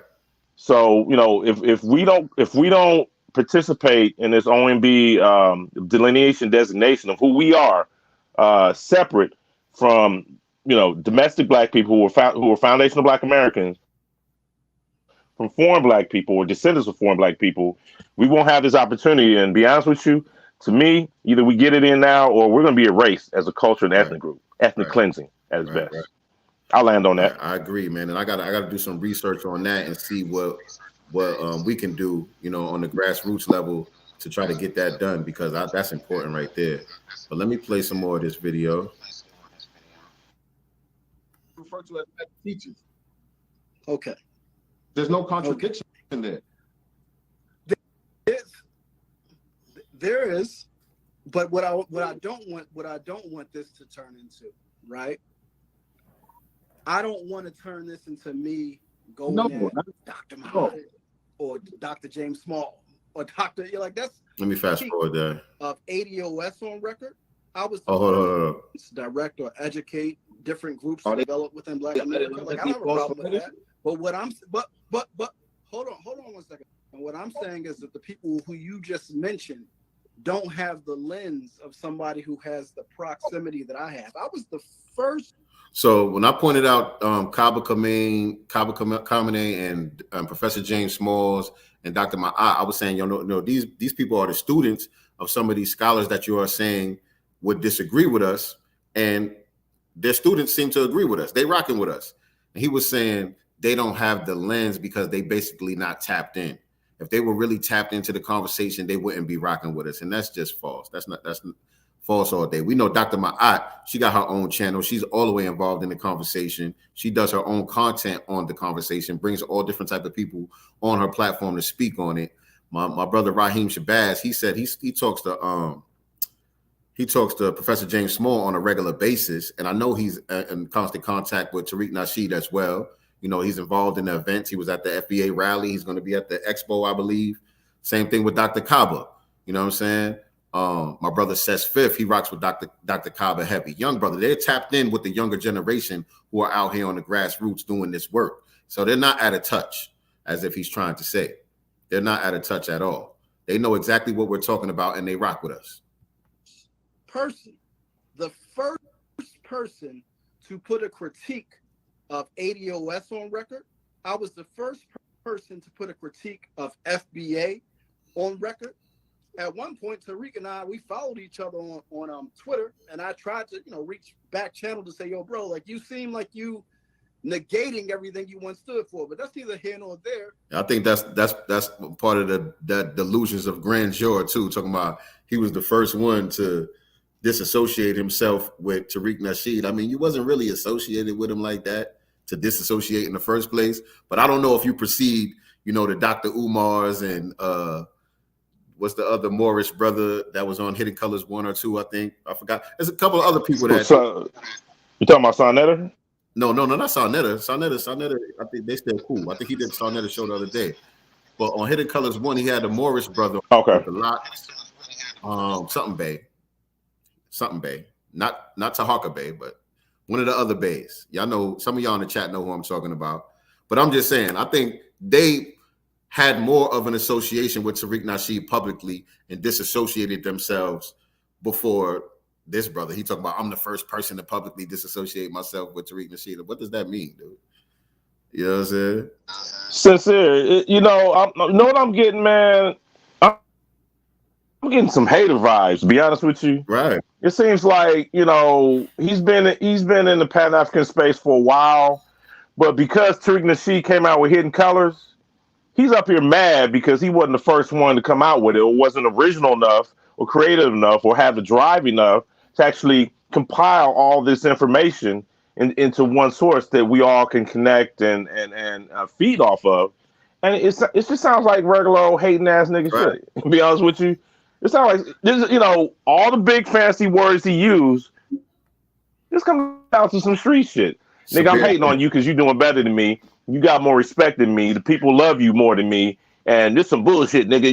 You shouldn't be getting all that shine. That should be me. And nigga, I put in more work than you. That's what it's all coming. It's sounding like. It's some whack ass hater shit. I hate to say it, but that's exactly what it is, man. I mean, you know, me and you haven't talked behind the scenes, but you're saying my thoughts. You're reading my mind. So it can't be we just bugging out.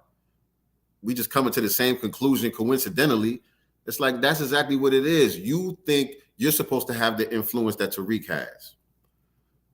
Facts. You know what I'm saying? Facts. And when he was doing the Hidden Color series, and it was more of a broader Pan-African perspective, you know, with Melanoid Nation and all that, was more of a broader, you know, global Black perspective that he was bringing the information from.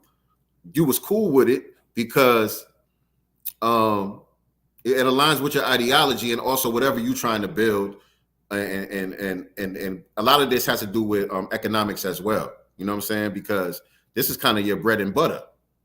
For real. For you to be able to sell your books, for you to be able to book these lectures and stuff that you're doing and all that, this Pan-African thing has to remain popular for it to be viable in the marketplace. But the more and more that the FBA thing kind of grows, ain't too many people going to be showing up to them Pan-African lectures. Ain't too many people going to be buying those books. So that's kind of what it's about too. Yeah, it seemed like he hit Tariq is hitting the big nerve with the Pan-Africanist movement because, you know, the money sources are drying up. I mean, let's be real. You know, from like the late 80s, well, the 80s and the 90s, I mean, Pan-Africanism and Afrocentricity was humongous. Let's be real. Right. And then now you have like, you know, okay, now we're delineating going to the FBA movement. Well, you know, I don't want to buy a Pan-Africanist DVD if I don't really believe in the ideology. It's like, look, Tariq got everything compiled, concise. I can just pick up this DVD, or now I could go on the FBA streaming. I don't have to listen. You know, I'm not really interested in your books, bro. You know, you talking all this go back to Africa, Pan-African stuff, and you got Black folks, Foundation of Black Americans, who are already in Africa talking about, oh, they're not treating this too cool. They, you know, it seems like it's a money grab and stuff like that. You know, the year return in Ghana, and I'm not saying all Africans, you know, are on this anti-Foundation of Black American, you know, vibe. No, it's mostly the coon tethers. Right. But at the same time, you can't acknowledge that, you know, there's some dirt over in Africa too, and you don't even want to acknowledge that. You know, we all got dirt. We got foreign and domestic dirt. Those of us here in Foundation of Black American Society admit we got some fucked up niggas over here. There's some fucked up FBA niggas over here. And we're not afraid to admit it. We got some fucked up FBA coons and Sambos here. And we're not afraid to admit it. But if you say something about Africans, oh, you can't say that. You know, Africans are always good. Bullshit. Right. Bullshit, man. How can you say that?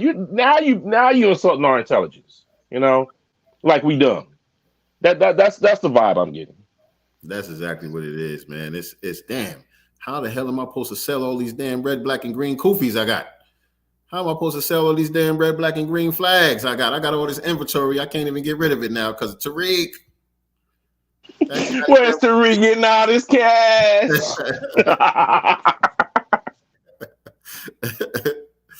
Thanks. All right, let me see where we at, man. I might have to skip some of this. But I want to say that I was also the first person to publicly disassociate myself with Tariq Nasheed publicly in November of 2019. Sabir Bey got something to say about that. A video on his Twitter page of an African brother being beat down in New York by what he referred to as an FBA brother and celebrating the act. When he did that, that is all right. We about to get into some straw, right? Man. I'm skipping. So there's a statement, you know, within our culture where we say, if it ain't broke, don't fix it. All right, let me rewind it right there. It's aiding in the fight for reparations. And the second question, partly, all right. So, and then the second question I was going to ask, you know, we both African American, right? So there's a statement, you know, within our culture where we say, if it ain't broke, don't fix it, right? So, what exactly? And I want, because you just stated it, but I want you to clarify your point. What exactly was FBA the fix for? Yo, Black Voltron. Yes, sir. Did you see this debate already, or this is your first time looking at it? This is my first time looking at it. All right, so this is what I want to do. The question that he just asked, he's saying, you know, if we got a saying in our culture that if it ain't broke, don't fix it. And so what is FBA? What is that term affixed for? I want you to answer that question. I know I can't speak for everybody. I can speak for myself. For me, it's affixed for delineating against all the other Caribbean, European, and African Black people that come into the United States and latched on and used the term African American. Mm-hmm. African American wasn't put upon us until like really, I mean, it was used before, but in large numbers until 1988 when Jesse Jackson was running for president of the United States. Right. And he used the term African Americans, and that's when it blew up, nationwide, worldwide. Right. But it wasn't a true term for us because, foundational Black Americans were the first people who said, Black is beautiful, Black is good, Black is me, Black is love, Black is me. We made it proud to become African. You're just ignoring history, especially racist Jim Crow white American history that said Black is bad, Black is negative, Black, everything in the dark is wrong. And we need to bring things to light. Angel food cake, devil's food cake is dark. Angel food cake is light. Oh, don't go to Africa. Those black dark people in Africa, they're gonna take you and eat you. And then the Sally Struthers racist bullshit, they showing Black Africans all nasty and dirty, but you would never see no janky, dirty, dusty ass Europeans, which they have a ton of over there. You would hardly ever see that shit on TV. So African American for me foundational Black American for me is correcting the term African American. Right. And what's the problem with the term African American? Specifically,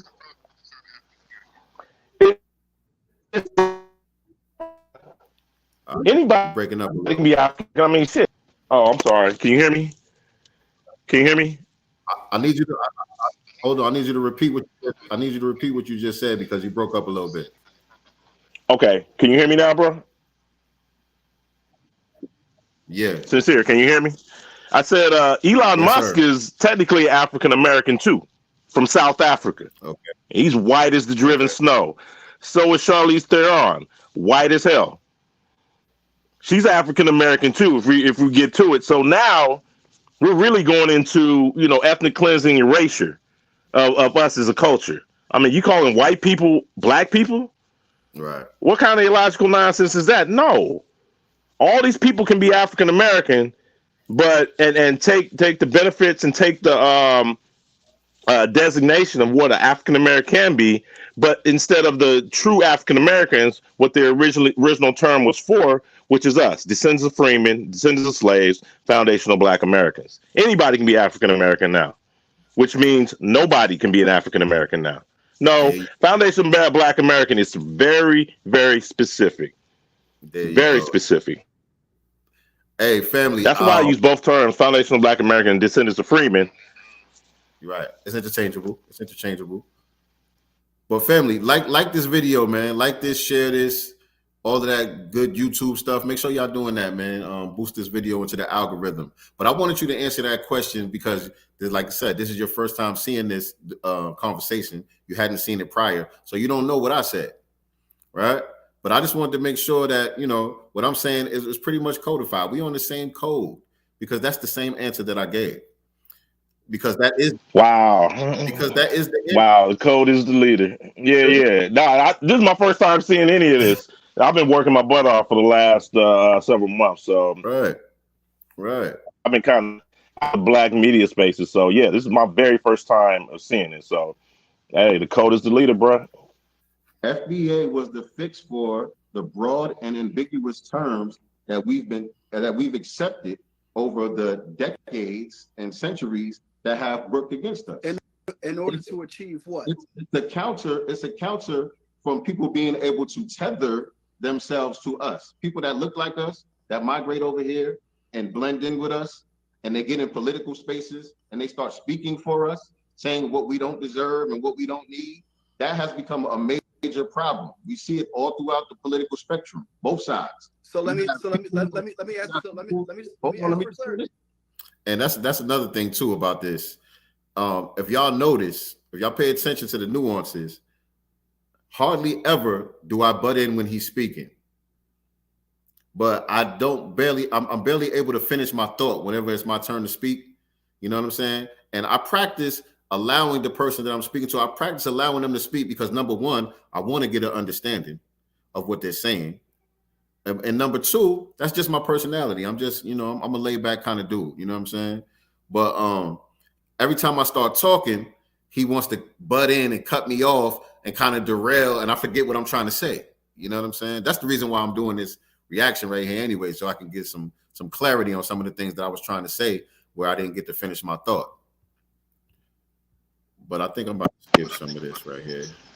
Go ahead, brother. You Yeah, sincere. I just noticed that myself. It's like he's cutting your knowledge off. As soon as you get to cooking, he wants to chop you off and just expound on his point. But you being actually very respectful and allowing him to make his point and stuff like that. So that's not cool. That's you trying to basically monologue and bogart your way through the discussion.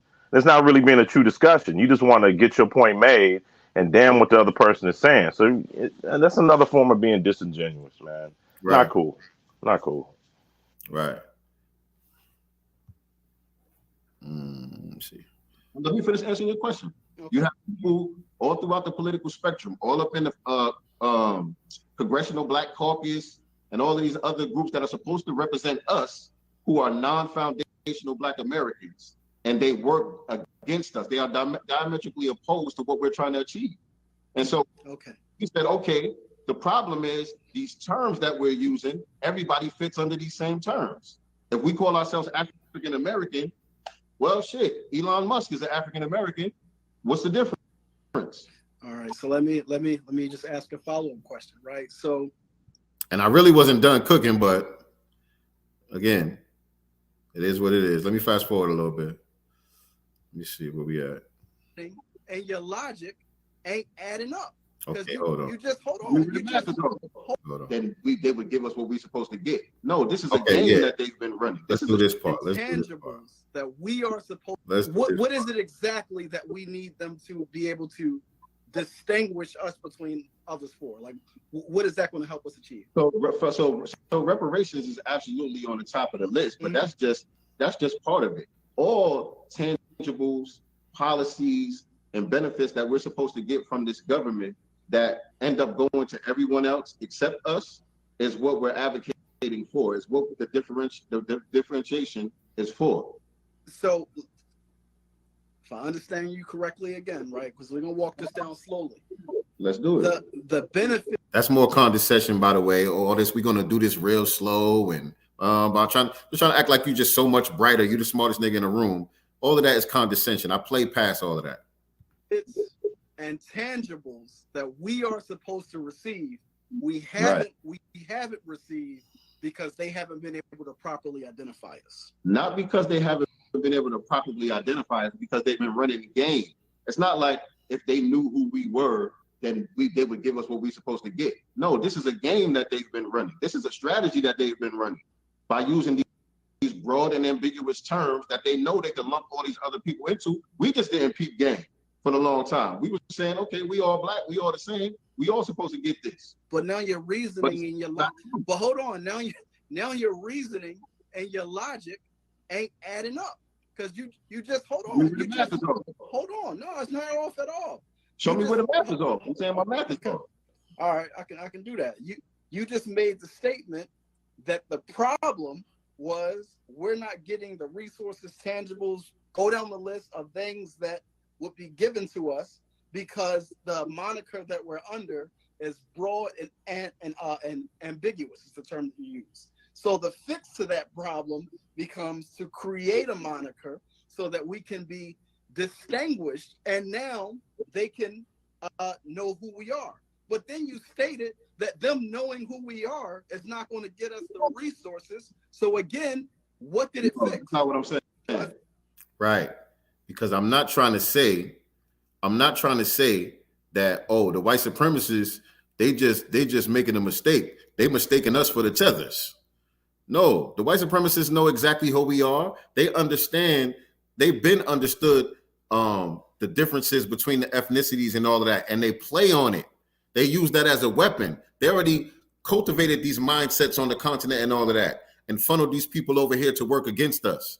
That was a play that they ran. It's not like I'm trying to say, well, the problem is we just got to correct our status. You know, we got the wrong status. If we get under the correct status, then we're going to get what we're supposed to get. No, that's not what we're saying. What we're saying is we're taking that weapon out of their hands. Us delineating and specifying who we're speaking about, that's taking that weapon out of their hand of being able to use that flat blackness, which is a term that a lot of people like to use. They can't use that anymore. You know what I'm saying?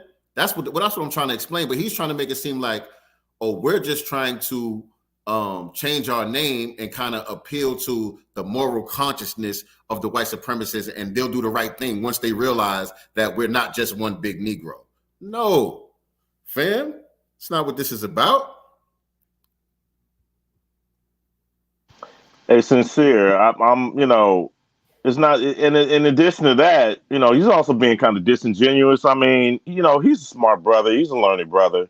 Thank you. He already knows that the system, you know, these white supremacists already created these delineations or designations from the jump. We wouldn't have no anti-black racism if it wasn't for these white supremacists here in these United States and elsewhere.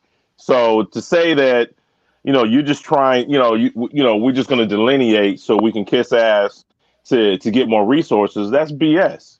I mean, we've gotten to the point now where you got white people trying to. We got white $5 FBAs, right, talking about, well, you know, if they're gonna give, you know, Black Americans reparations, well, I'm gonna be a black person too. They've already started. You can see the Twitter talk online, you know, and Facebook talk, and you know, the social media. White folks talking about they're gonna get some reparations too if they handed out checks, because we can't just give it to the black people.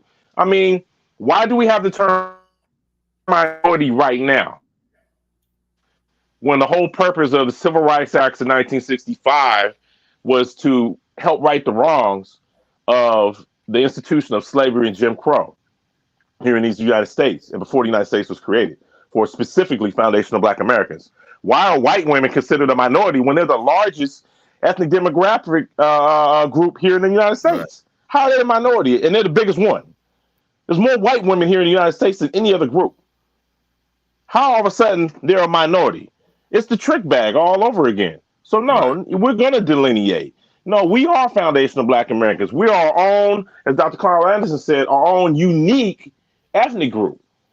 Yes, we're the most, like you said, you were the most American out of all white people. I mean, you got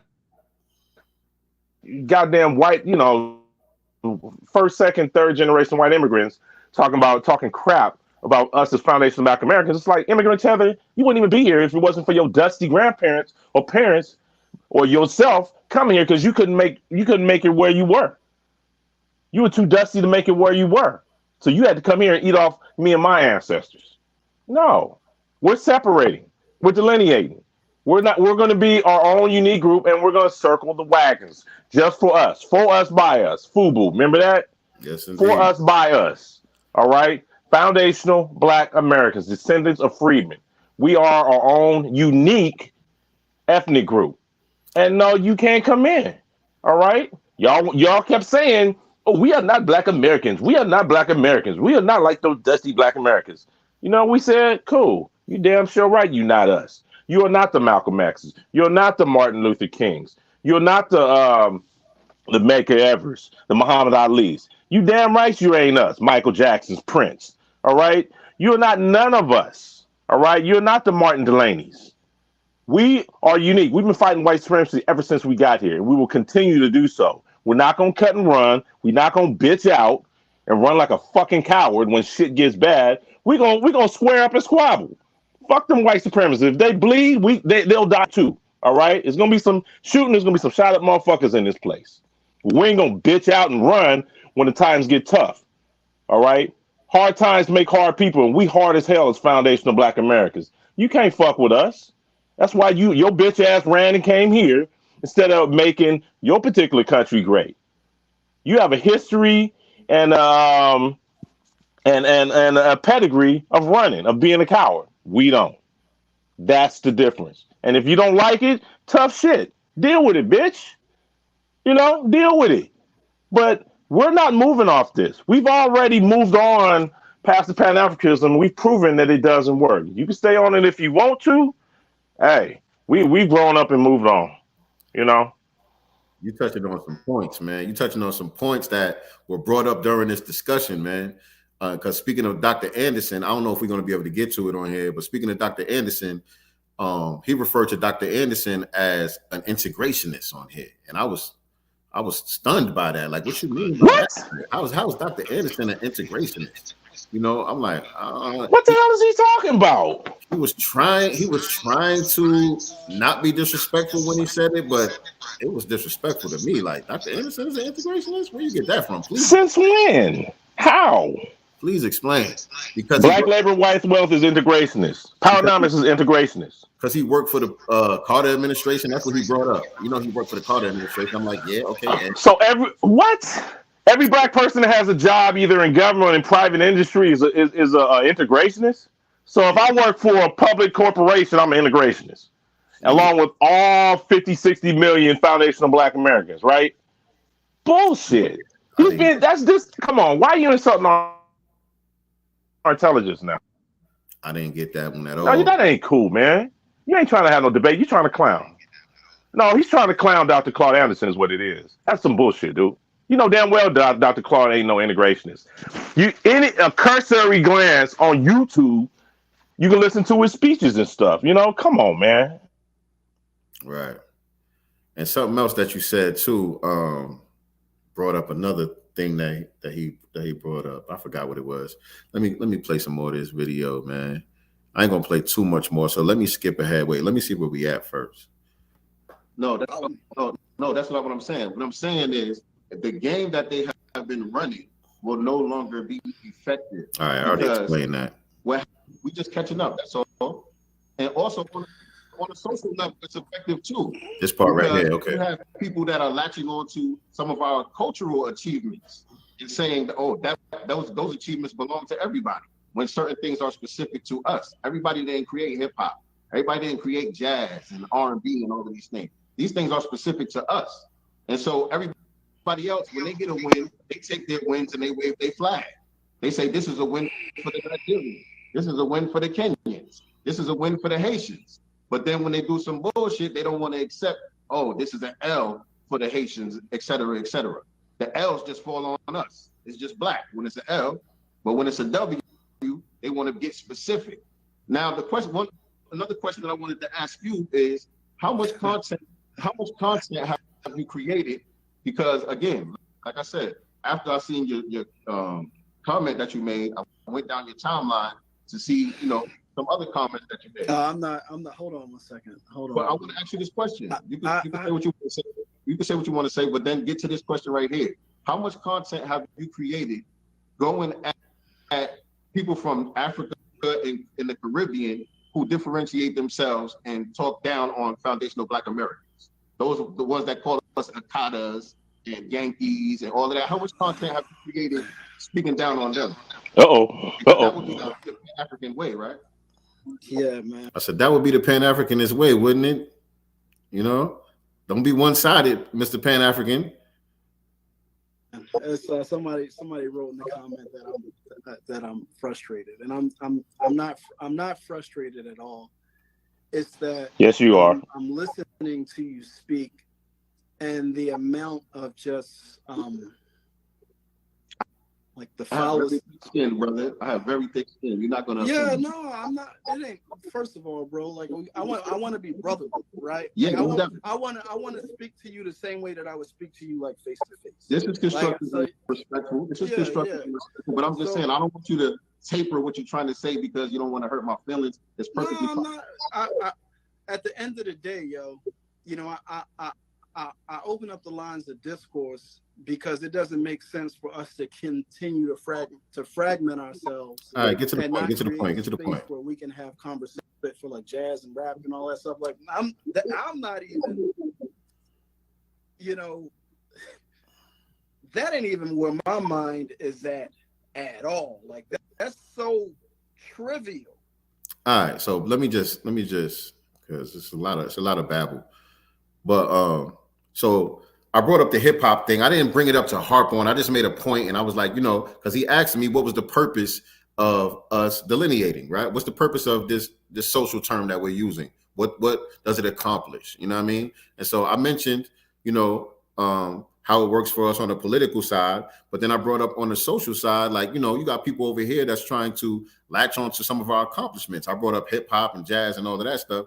And he's saying, like, that's trivial. We at war. I don't care who created hip hop and jazz. That's not even important. That shows how politically inept you really are by bringing that up into this conversation. Now, look, we are at war, right? But we understand that there's at least 9 areas of people activity, right? And the war is taking place in all of those areas, right? So when it comes to our music and all of that, that's part of the war as well.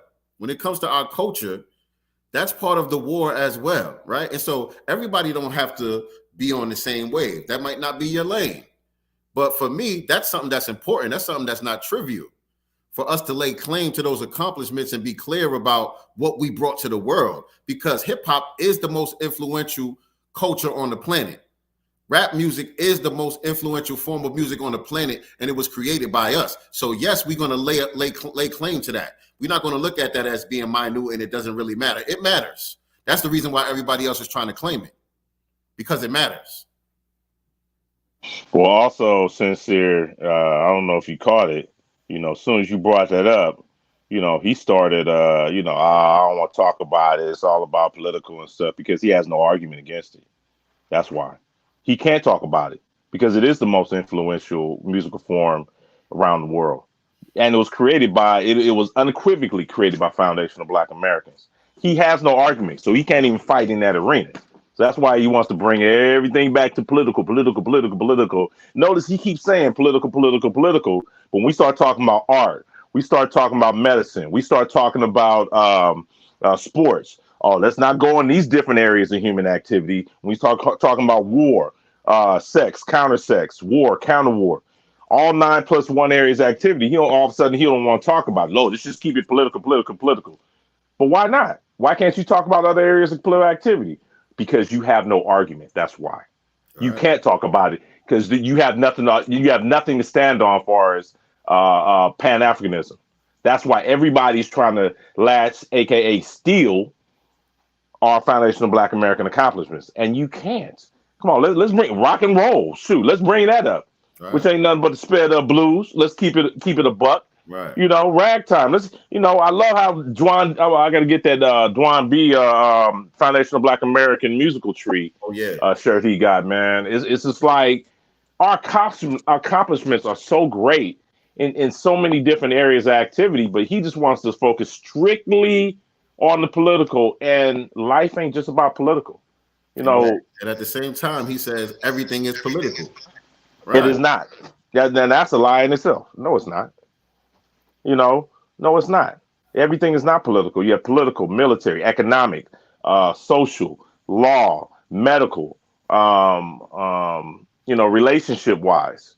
You don't live your entire life in the political world. That's insult. You come on, man. You insulting people with that. Insulting people's intelligence. You don't live in the political bubble. Oh, maybe he does. I don't know. Maybe he ain't got no woman, or he don't go kicking and shit like that. I don't know. I don't know that dude, and I don't know his life. But we're all out here living our lives, raising children, having to deal with the white supremacist activity in all areas of our lives. Mm-hmm. We can't just be stuck on the political. I can't talk about reparations 24/7 and then go to my job, and not focus on the economics, not focus on the social and stuff. I have to work on all these areas of activity and still fight white supremacy in all areas of these activities, and still find a way to live my life and keep myself healthy and sane as a Black man in these United States, foundational Black American, descendant of freemen in these United States. So I can't just be constantly focused on the political. I'll drive myself stone cold crazy. I'll be batshit crazy if all I talk about was political. People be like, nigga, get the fuck out of here. Shut the fuck up. You know what I'm saying? Nobody want to hear that political bullshit right now. We gonna go see a movie. We gonna go see. We gonna go kick it somewhere. Right. Shut the fuck up with all that political bullshit, nigga. Let's keep it a buck. We at the family barbecue. You talking this political nonsense 24/7. Grandma and grandpa are gonna say, stall all that political nonsense talk down now. You know, we here to eat and be around family. We talking about family business now. So let's come on, man. Let's start at, stop all the political talk because it's not. All right. Pan-Africanism is dead. We finally come to realization that, yeah, Pan-Africanism is dead. But that doesn't mean we can't work with our African brothers and sisters. To me, that's what B1 is about, black first. And that means around the planet, because white supremacy is around the planet. So it's time for us to grow up, intellectually. There you go. Facts, man. Facts. So yeah, labor law, politics, religion, sex, economics, education, entertainment, war, and like my what's my brother's name? I'm about to draw a blank right now. Elder Neely Fuller Jr. No, not Nelly Fuller. One of the brothers that I had on the platform not too long ago. Oh, Siddiqui Bakari. Okay. He added another area activity, which is technology. You know what I'm saying? And so we know and understand that all of these areas are dominated by the white supremacists, and so all of it is part of the war. And so when I bring up the art aspect, talking about the music and all of that, to say that it's trivial and it's petty and all of that, that kind of shows your ineptitude, in my opinion. But we 2 hours into this joint, man. So let me skip way ahead real quick. I'm gonna go over here. I think this is one of the parts I wanted to. Second.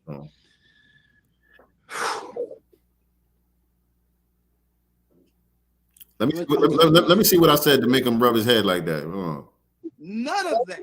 The United States government is very clear on who you are. They understand your conditions because, newsflash, they are the architects of your condition. They are the architects of your environment. And you think you're about to get yourself out of that trick bag by renaming yourself. You're still talking about the name. Go back. Hold on. Wait. No, I want to pin you down. But I want you to talk about. I want you to talk about the cause. Let me pin you. Let me pin you. I want you to talk about the cause. Do you have a problem? Do you think foundational Black Americans, what you refer to as African Americans, the people who are non-immigrants here in America, descended from the slaves who built America, do you think that we deserve reparations specifically for our group, excluding every other group? Do you think that that is owed to us and us only? Do I think that we deserve reparations? Reparations, as y'all stated in the chat all night, is a debt that is owed. But how to you who? How you hold Who on is it a second, to? bro. Hold on 1 second.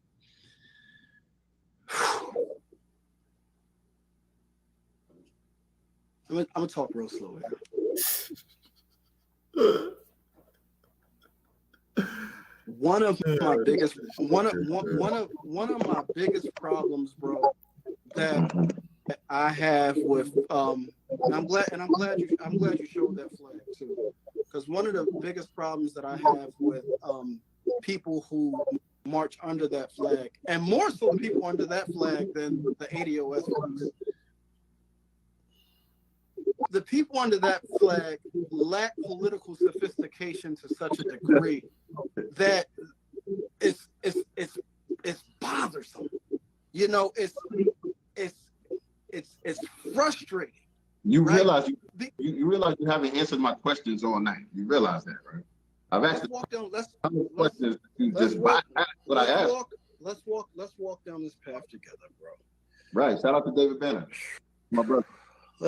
Let's walk down this path together. Reparations. There's two types. What are they? All right. Let me let this play right here. Well, actually, there's 5. Okay. No, you're referring to what solves reparations, right? Huh? You're referring to the 5 attributes as stated by the United Nations of what constitute. That's not what I asked you. I said that there are 2 types. What are they? So maybe I don't understand your question, or maybe I don't know the 2 types. Enlighten me. There are moral-based reparations, and there are punitive reparations. The only two. Okay.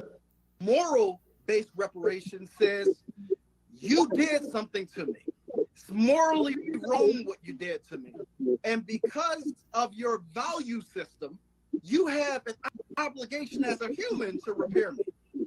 That's and how moral. How are moral reparations repaired? What was that? Through what means are moral reparations repaired? Listen to what I'm saying.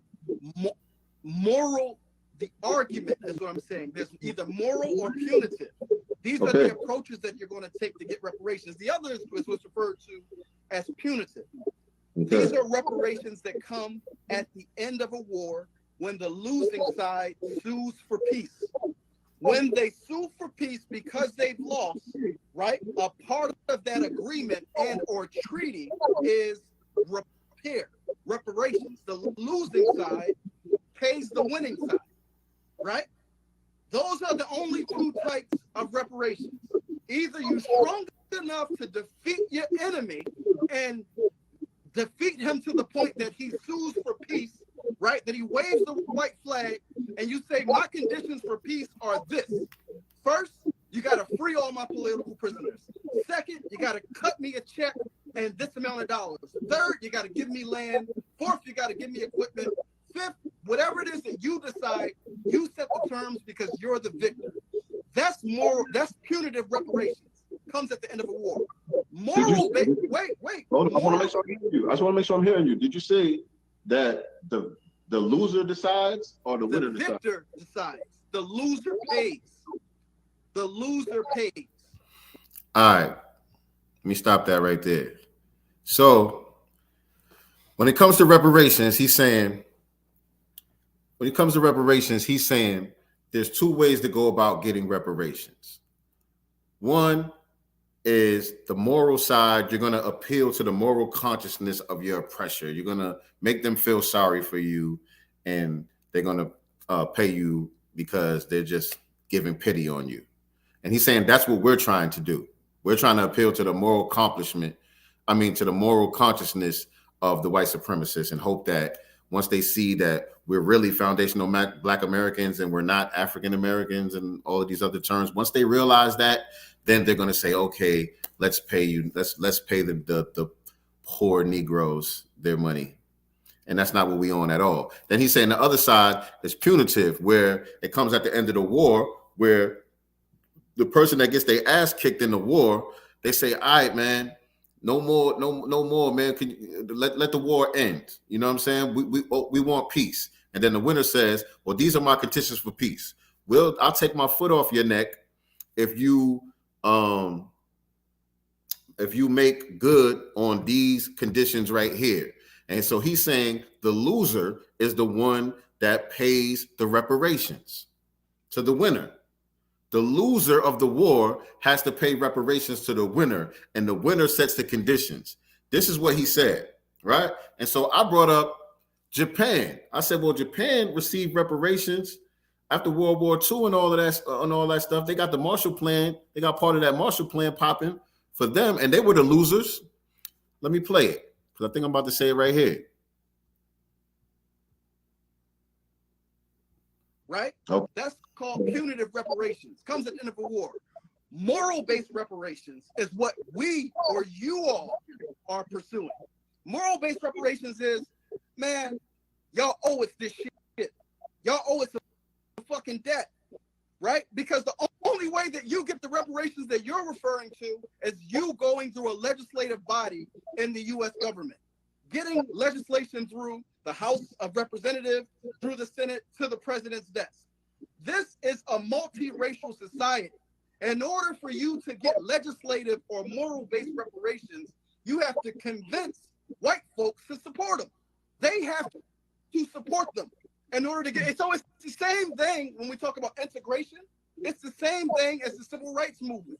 It's I'm going to march. I'm going to appeal to your consciousness to repair me.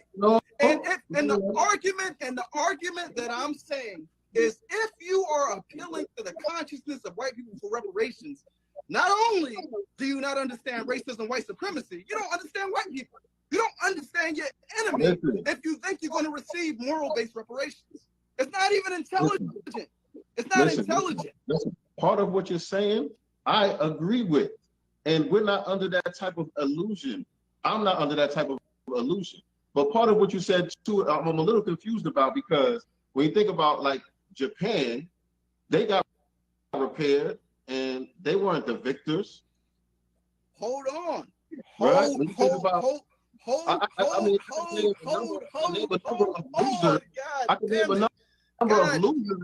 No, you cannot. So he's saying you can't name losers who got paid reparations, right? You can't name no losers who got paid reparations, but I brought up Japan. And this is an article from the New York Times talking about the Marshall Plan and how Japan got repaired, you know, after, what was it, Hiroshima and all of that. And so part of the article, it says, Japan does not stand as a military conqueror, meaning they didn't win. They got their ass kicked. Japan does not stand as a military conqueror, but perhaps an economic winner, much of the economic winner over much of the world. And the logic of a Japanese Marshall Plan, if Japan is generous as the United States was 40 years ago, is that it too can assist in the return of the normal world health. So what happened was this: after World War II, the global economy was at risk. The global economy was at risk. So the Secretary of State at that time, something Marshall, whatever his name is, the Marshall Plan is named after the guy who was the Secretary of State at that time. He comes up with this idea of a Marshall Plan to rebuild up the European continent. And part of that Marshall Plan was also to rebuild Japan and repair Japan for dropping them damn bombs on them and all of that, right? Because they were a strategic territory in international trade. And so they would help repair the health of the world economy. So it was politically expedient for the United States to pay reparations to Japan. It wasn't because Japan won the war and they demanded it. It was politically expedient for them to do so. And so I see this as, let me take that off the screen for a second. I see that as, like I was telling him in the conversation, I said, this is not about begging. This is about maneuvering. We're figuring out the proper way to maneuver through this political system in order to get what we need out of it.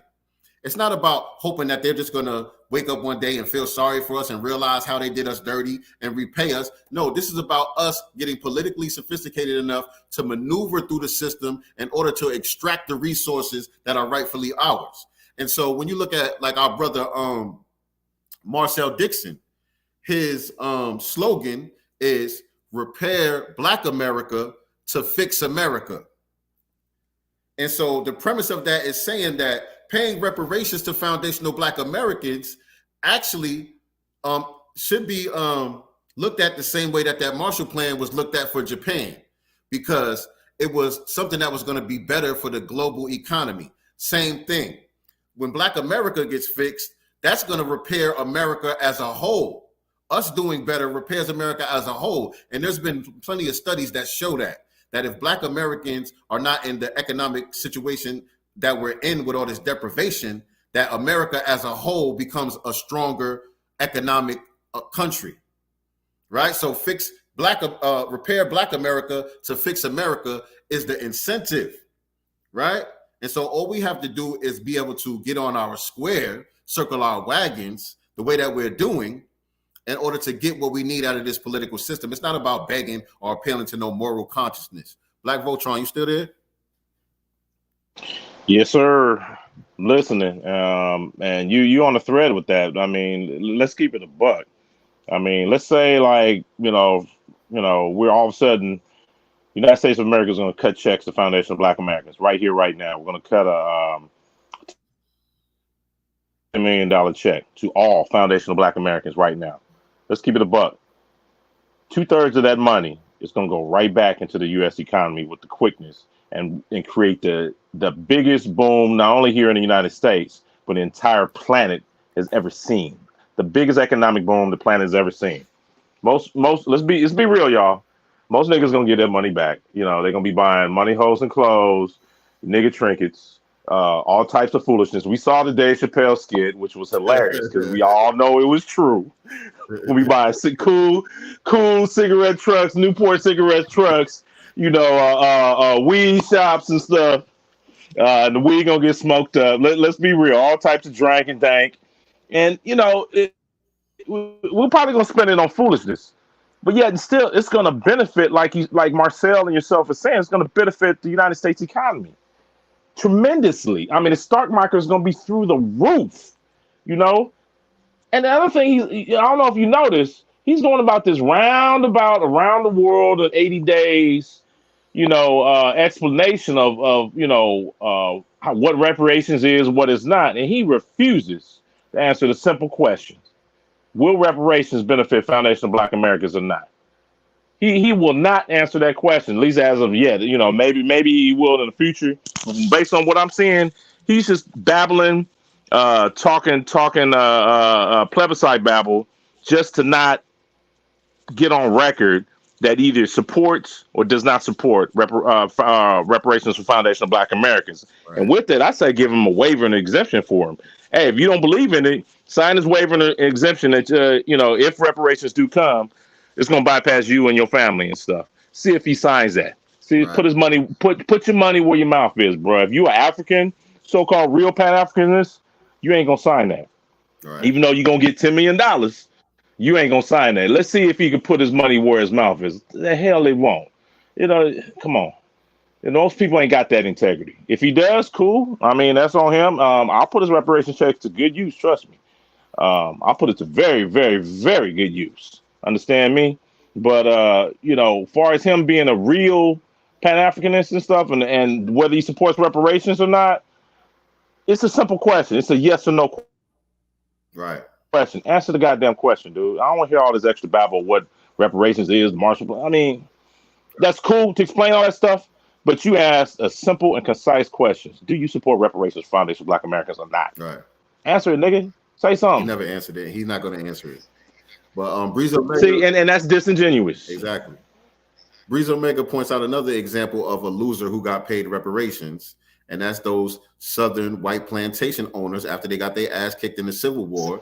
They got correct.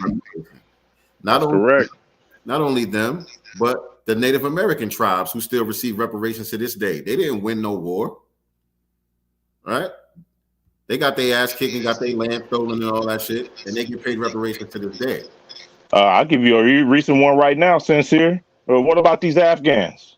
I didn't cause no war in Afghanistan. All of a sudden, you brought all these Afghans up over here and giving them all types of reparations checks. Free land, food stamps, business opportunities. These are, non-American citizens. These are foreigners, Afghanis, that didn't do nothing, didn't put anything into the United States of America. The other one is Ukrainians. Right. I didn't start no war in Ukraine. That's their problem with Russia, not mine. Don't handle that. If you such a strong white supremacist Ukrainian, go kick them Russians' asses like you talk. What you running up over here for, partner? Get your ass back over there, Ukraine, to Kiev and shit, and go handle them Russians like y'all claim to be so goddamn tough. You so tough, kick their motherfucking ass and get them the fuck out your country, your sovereign country. Guess you're not as tough as what you say you are, but they got reparations. They getting them right now. Right now. Nah, man, I don't want to hear that. Nicey said that hairline is questionable. Nicey said I don't know about that hairline, but the brother does resemble Marcus Garvey a lot. He has a striking resemblance to Marcus Garvey. I don't know. I don't know, man. He saved his people from Alabama. I don't know. I'll take his word for it. But whatever, man. I ain't gonna play no more of it, man. I've been here almost 2.5 hours. Y'all get the point. If you want to watch the full conversation that we had, it is on my page. You guys can check that out. Leave your comments. You know what I'm saying? Share it. Do all of that good stuff. But yeah, man, I just wanted to do that and just clear some of that stuff up because I felt like, in the moment, there were certain things that were missed and things that I didn't get to say that I felt that I should have said. And so I appreciate y'all tuning in with me tonight. Black Voltron, I appreciate you hopping on, giving your feedback and all that, man. You always bring the smoke And I love it. No problem, man. No problem. Thank you for having it. And it's like it's a lesson for all of us and stuff. I mean, I'm learning from you, man. This debate thing. I haven't been in a bunch of debates either, and being able to come back and review and see where you maybe missed some points or wanted to explain the point here. That's helping all of us, in these debates with these Pan-Africanists and stuff. So I appreciate you having this broadcast and having me up. And learning these important lessons on how to improve ourselves as foundational Black Americans and as Black people in the worldwide struggle against white supremacy. Yes, indeed. And do you got anything you want to plug before you get out of here, or let everybody know where they can follow you and stuff like that? Okay, yeah, I'm just I'm just a regular tradesman, working man. I'm on Twitter, Facebook, and Instagram. I don't really do too much, but just Black Voltron Reloaded on all those social media sites, Twitter, Facebook, Instagram, and YouTube. And, just follow me. I'm here for the struggle, bro. There you go. All right, man. I appreciate you, brother. All right. And so one other thing that I did want to explain too, I'm not going to try to find it in the video, but at one point he kept asking me, what is the ideology of foundational Black Americans, right?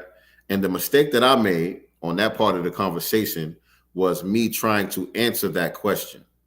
That was a mistake on my part during that conversation. And all I kept saying, I wasn't really trying to give no long explanation. Only thing I was saying, look, it's about specificity.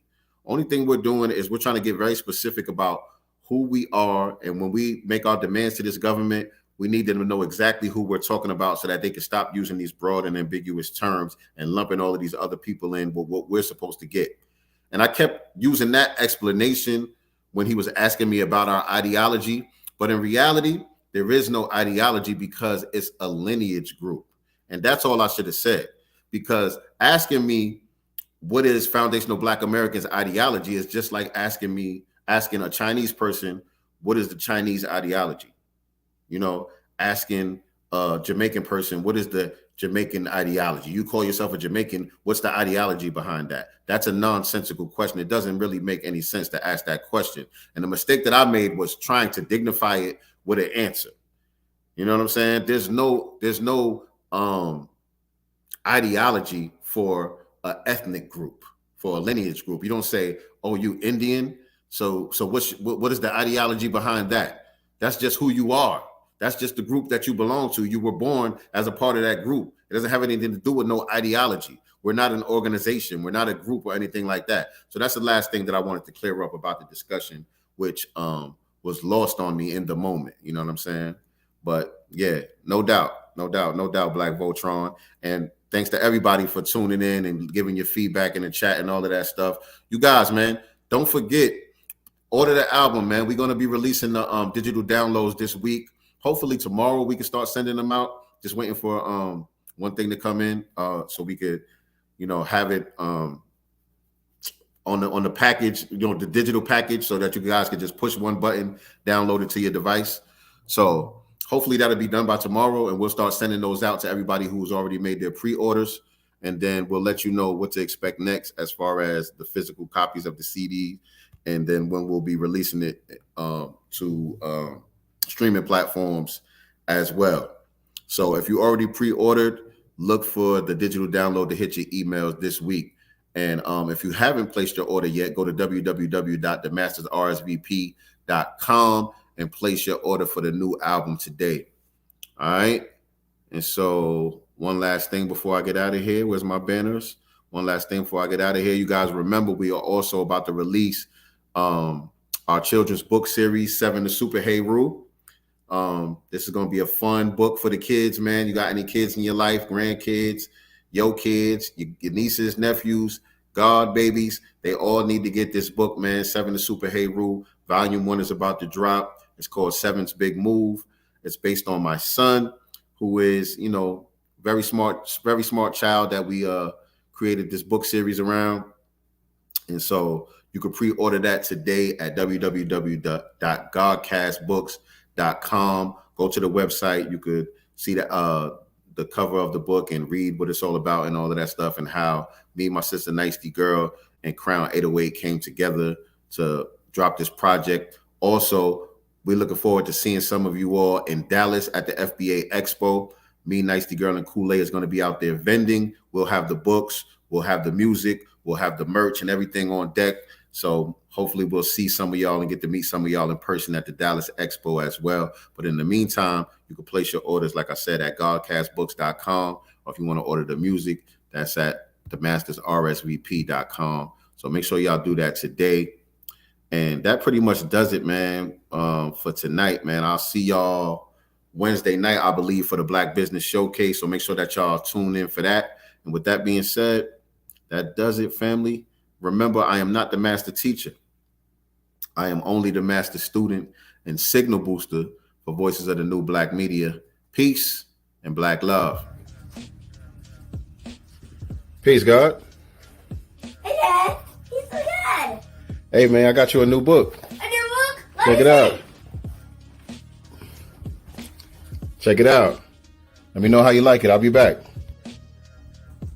Man, this Bitcoin, this Ethereum ain't doing nothing for me right now, man.